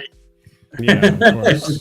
when I looked at Winter, it said like even Chelsea still like individual like honor or something. So I assumed it's like Ballon d'Or still. But it could be like player of the season kind of thing. Maybe player of the year like in the Premier League. I don't know. It's an individual like honor. Maybe. And with like winning Premier League and winning Champions League. But I do feel like we do have the advantage over Aston Villa simply because he's been at the club already. He's familiar with the dressing room and. He's familiar with Enzo. He's familiar with James. There's a few personalities. Obviously, we did revamp the club since he was. Chalaba's not going to be there. Chile. It says Cucurella there, Badiashile's there. Noni. Mudryk. Noni came in the second window. And the Chelsea fans who sing Enzo and the Chelsea fans online, a big percentage of them seem happy. Even on the ground, they sing him a song at least as well, so he likes that. No, as for the credit, it's not coming. This is a weird one. You're trolling at that point. No, the legend that is Aspie is not coming back. I love Aspie, but. Let him retire rest. Spain, man. Retire Spain. Have a great time. There's a problem at right back, then just promote Achimpong, innit? Just do that. Exactly. And Action Pong we'll get to another show because I think I'm gonna close it off a little early. Maybe hop on. We could go for another 4 hours. There'll be like breaking news every hour or something. That's why I do want to end it for this more. But I do want to end it because obviously everyone's talking about this. I didn't want to overlook it either. Which one is it? And now that I got Surfer here, it would be interesting to hear his perspective as well. Come on, Chris, you know what it is. Don't do it. I have to, but you know what? Prime missed out on his chance to roast you. So Prime it is what it is. Oh, right. He's sticking head primers. Yeah, like look, all this shit happened and we forgot. Oh yeah, Reece got hurt. Like everything that's been going on has been the same. We all forgot Reece James got hurt. Good day that day as well. Yeah, well, there you go. Your day's thread on his hamstrings apparently. I hate the word when they do. Breaking. Step back fine, yeah. It's fine The Athletic says here, breaking, Reece James has suffered a setback ahead of the new season after suffering a new hamstring injury. The new Reece James hamstring injury has been described by sources at the club, speaking anonymously to The Athletic, to protect relationships as minor. So it's a minor hamstring injury. String. We will see. It's a single string, apparently. Reece James has suffered minor hamstring injury this week, as Simon Johnson's Sport has reported. Not serious injury, but Chelsea staff will be careful to have Reece in best conditions possible when back. Reece James' hamstring injury. Chelsea are already looking at the first game after the international break against Bournemouth on September 14th as a possible return date for Reece James. So he's going to come back at the same... rumor has it he's coming back the same exact time he was going to come back anyways with the suspension, changes, right? Unless something changes. The only thing that saves him. severe. The only thing that saves him. Exactly. I don't think so. Right? No. What I'm saying is the only thing that saves him from everyone going completely blowing up was the fact that he's missing the first 4 games anyway. Right? Maybe he should have played in the Conference League to get his fitness up and stuff like that. No problem. The most thing that astounds me more is that the reaction yesterday wasn't even like anger or like people like going, "Oh my god!" It was almost as if, "Yeah, that's going to happen." It's like Kante.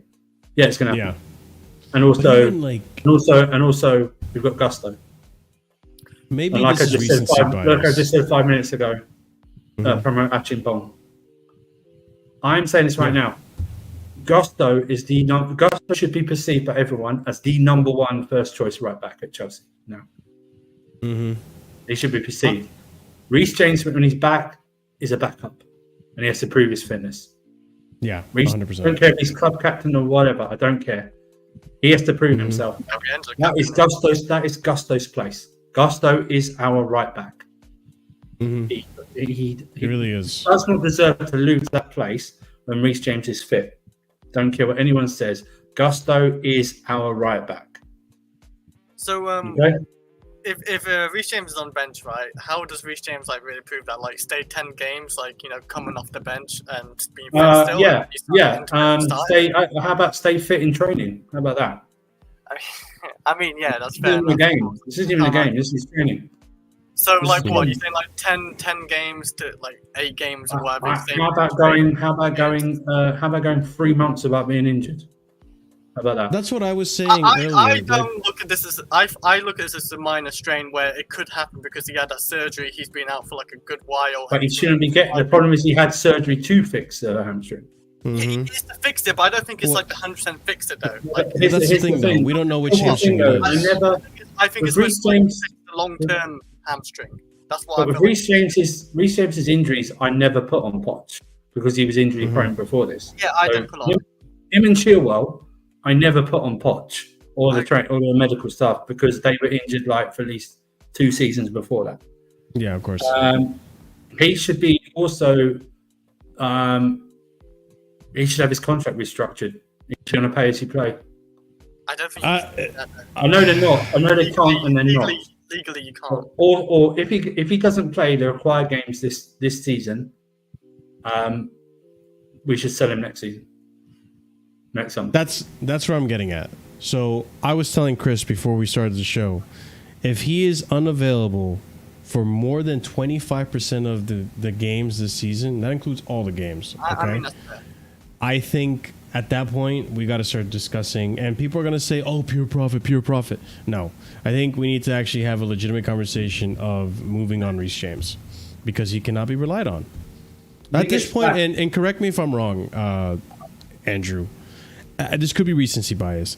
At this point, I feel like I witnessed N'Golo Kante be more fit than Reece James. No, I don't know. No. Since it's about 18, 19. Since that season onwards, Kante's been out either multiple times of injury or he's been out for a long period of injury. And that's because he was overplayed and in wrong position and stuff like that. With Reece, he's going to miss the first 4 games anyway for suspension, so that brings down to 34. For me, he has to take a big chunk and has to be involved in now, for me, in 28 of the 34 games that's left. Whether it's starting or being involved, he has to then be involved in no matter how long we are in the cup games. He has to be involved in them as well, and Conference League matches. He has to play them. I mean, all comps like 28 involved. All comps. So all comps, for me, he has to play anywhere from 35 to 40 matches in all comps. Wait, you like, even like if you play like 20, 24 games. Yeah, whether it's starting, he has to be involved. He has to be involved in 35 to 40. I'm good with Reece if he can play over 20 games in the Premier League. And I think he has to start 60% of them. Yeah, I agree with that. But the problem is, the problem is though, the problem with me saying that to myself is that I see now Gusto as the first choice right back. So unless Gusto is injured or suspended, it's unfair for me to say that Reece has to start all those games. But he has to be. What he has to be is available. He has to be available. That's what he has to be. Fitness has to be 100%. He has to be available, ready to go. Yeah. That's what it is.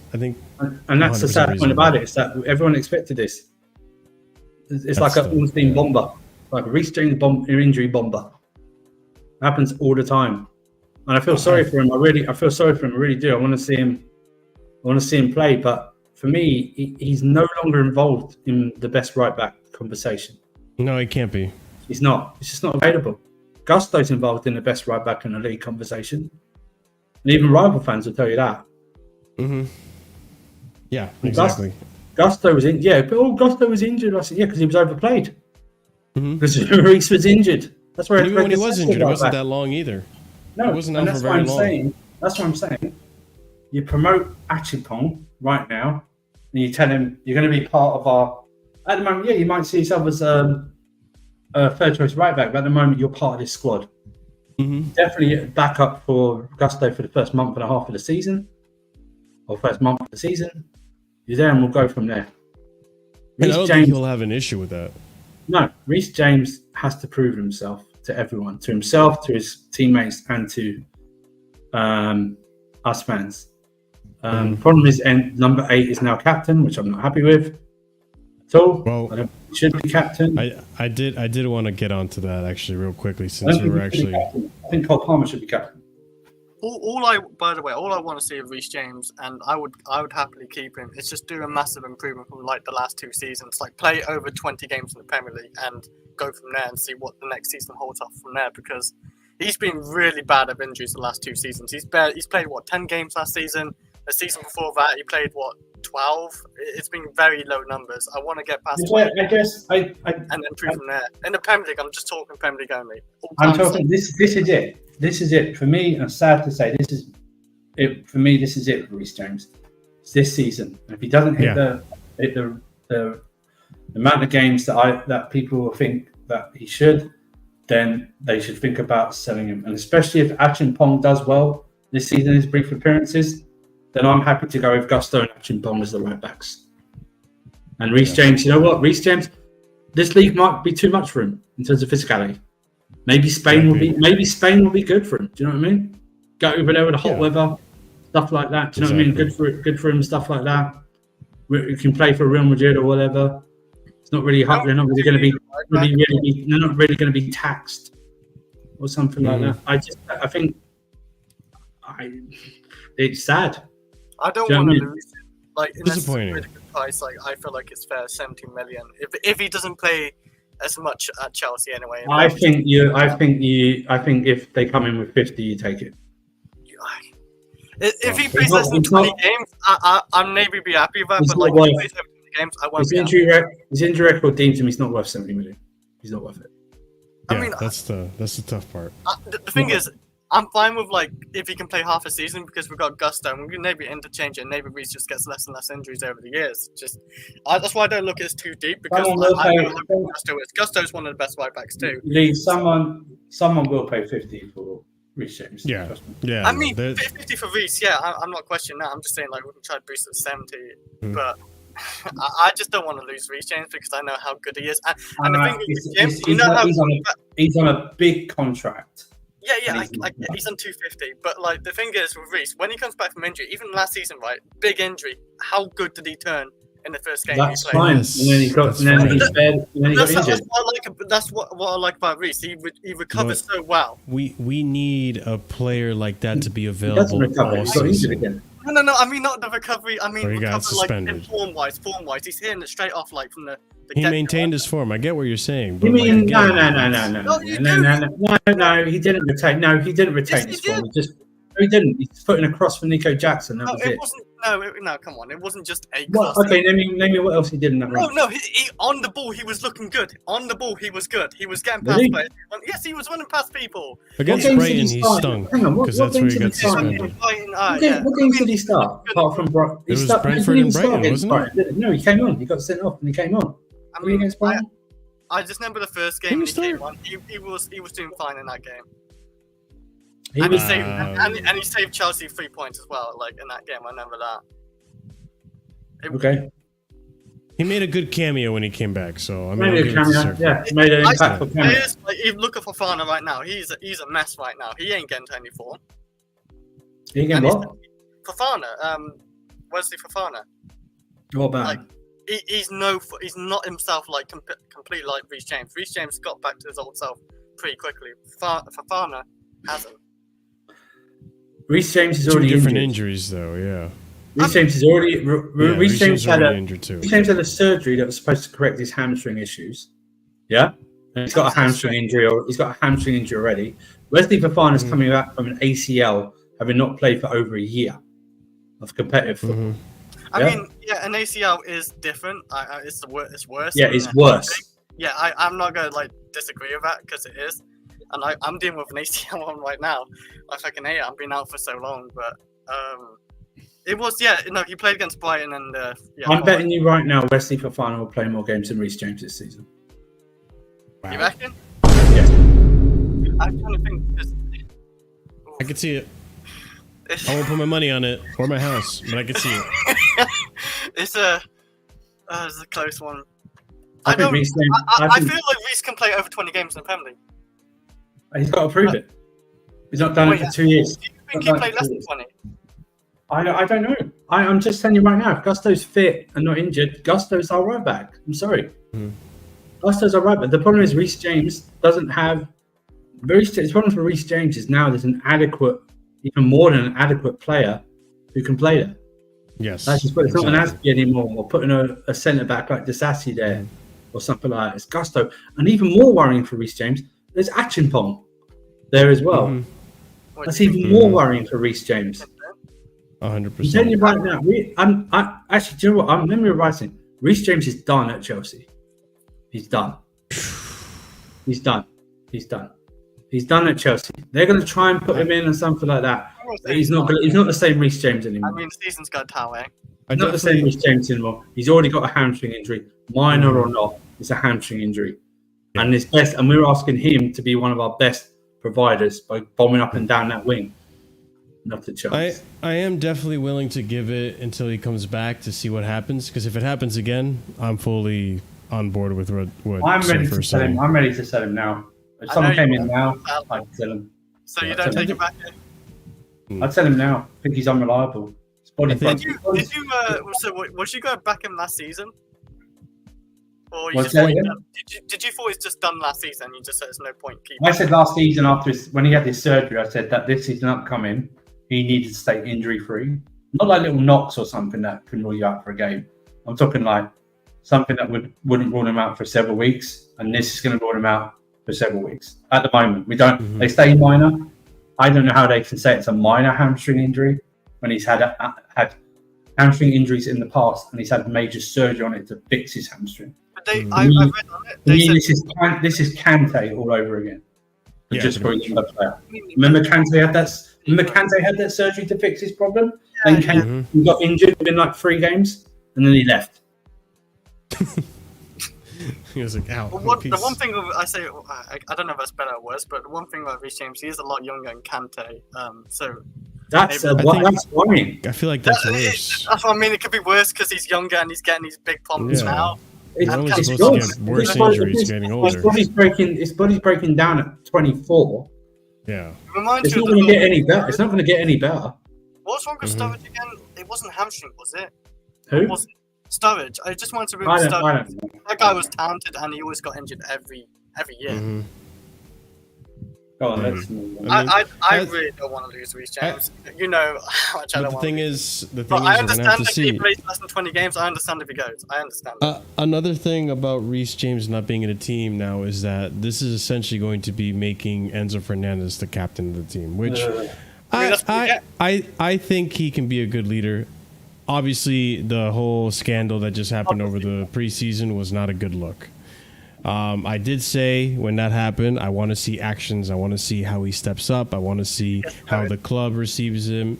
I don't think it's a good look. I think this is really tone deaf. I do agree to an extent that, maybe you could have done something like Palmer could have been your captain, or even Tosin. Like, I don't even see why Tosin is too out of, When you say Caicedo, maybe then he's been there for years. I think Caicedo has a bit of a.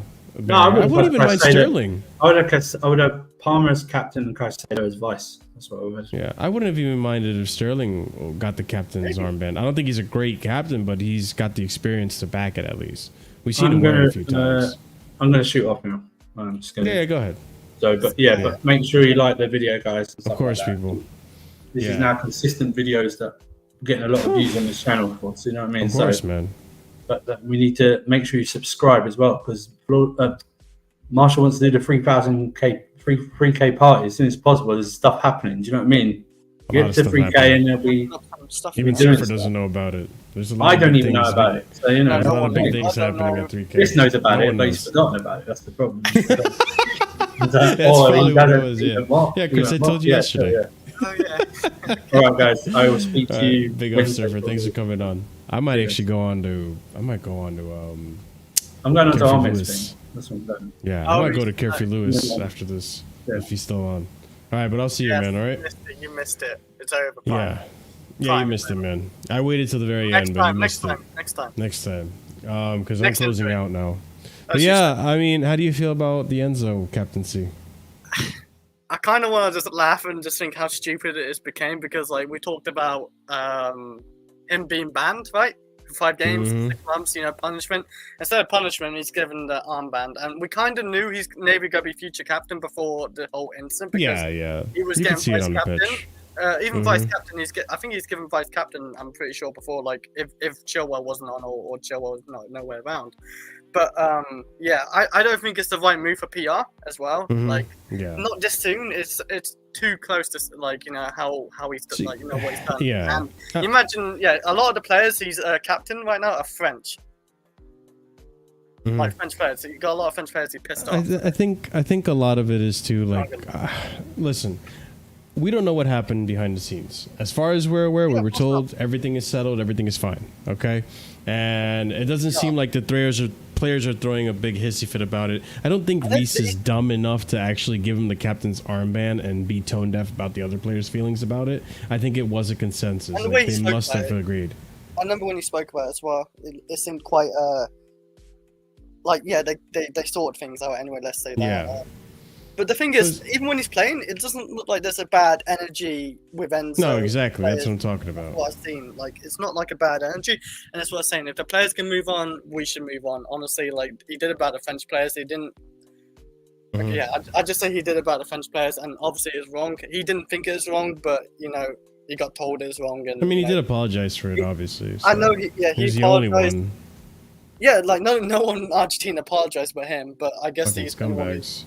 Yeah, and I remember who was it, the Liverpool Argentina player, I keep forgetting his name. McAllister said, we're sensitive and stuff like that. He didn't really apologise for nothing, so... Yeah, exactly. So, I mean, it is what it is at that point. I can't do nothing about it. I'm literally a fan who watches, I can't just say, "Oh, he needs to leave the club and do this, that, other." I'm not even gonna like waste energy on that. It's no point. It never happens. No, exactly. And yeah, I mean, listen again, like I said, and I think you agreed. We don't know what happened in the background.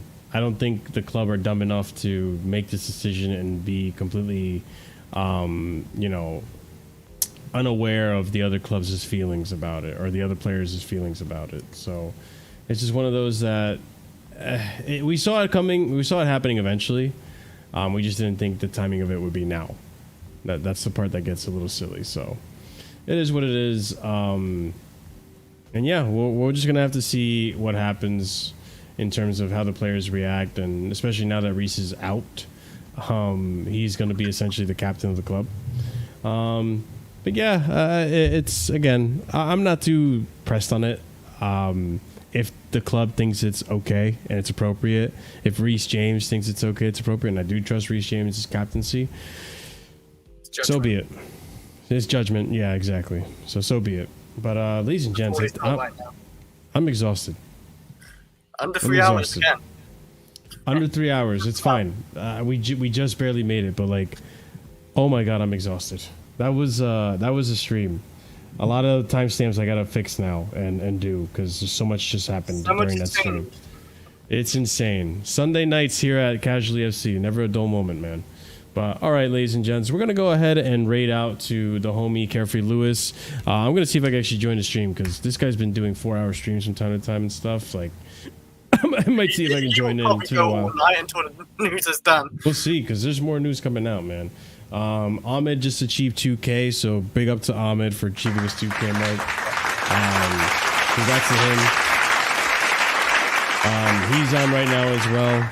But yeah, man, so much shit happened tonight. I can't believe all the links and all the deals that collapsed and all that stuff. It's quite mad. It's quite mad. But Wednesday we'll have more answers, hopefully, right, Chris? I'm hoping. If not, then what the hell's going on? Yeah, I don't know. Whole Felix news anyway, at least. I know, right? But yeah, ladies and gents, we're gonna call it. We'll see you again on Wednesday for another Casually Chelsea show. On our way to 3K, like I said, so help us achieve that goal by subscribing. Hey, 3K, there's a big 3K party surprise for you guys for helping me out. So I do want to, give back to the community. For lack of a better term. But yeah, guys, so definitely check that out. Check out the smash the like button if you haven't done so already. Also, be sure to check out the links in the description for all types of other content that I make and all the other people on the panel make as well. Twitter, all that fun stuff. Be sure to leave a comment down below. Let us know your thoughts on everything we discussed, all the breaking news that we broke out today as well, which is absolutely insane show that we had today in terms of the news. And lastly, be sure to check out the memberships because if you are a proper casual and higher tiered member, you get a shout out at the end of every show. And those shout outs are going to be going to Adrian, EE, Hassan Nawaz, Uncle Gestures FC, Will, Dark, Soliman, Scott, DHL, B-Man, Adam CFC, and Gabriel A, as well as Skirmish. Big up to you guys who have just joined us at the match going casual tier. And big up to everyone else who is a casual, who is a member. You guys help keep the lights on here, and keep me making content. We'll be making more content, member exclusive content in the future as well. Part of the 3K surprise. So be sure to keep subscribing, keep showing your friends, family, dog, cat, whatever. Chris showed his dog the channel, and I hope you guys enjoyed the live podcast. All right, but yeah, we're gonna raid Carefree Lewis. Copy and paste the raid message. Let them know where you're coming from. Show them some love. And we'll see you again on Wednesday for another Casually Chelsea show. As always, stay casual. Peace.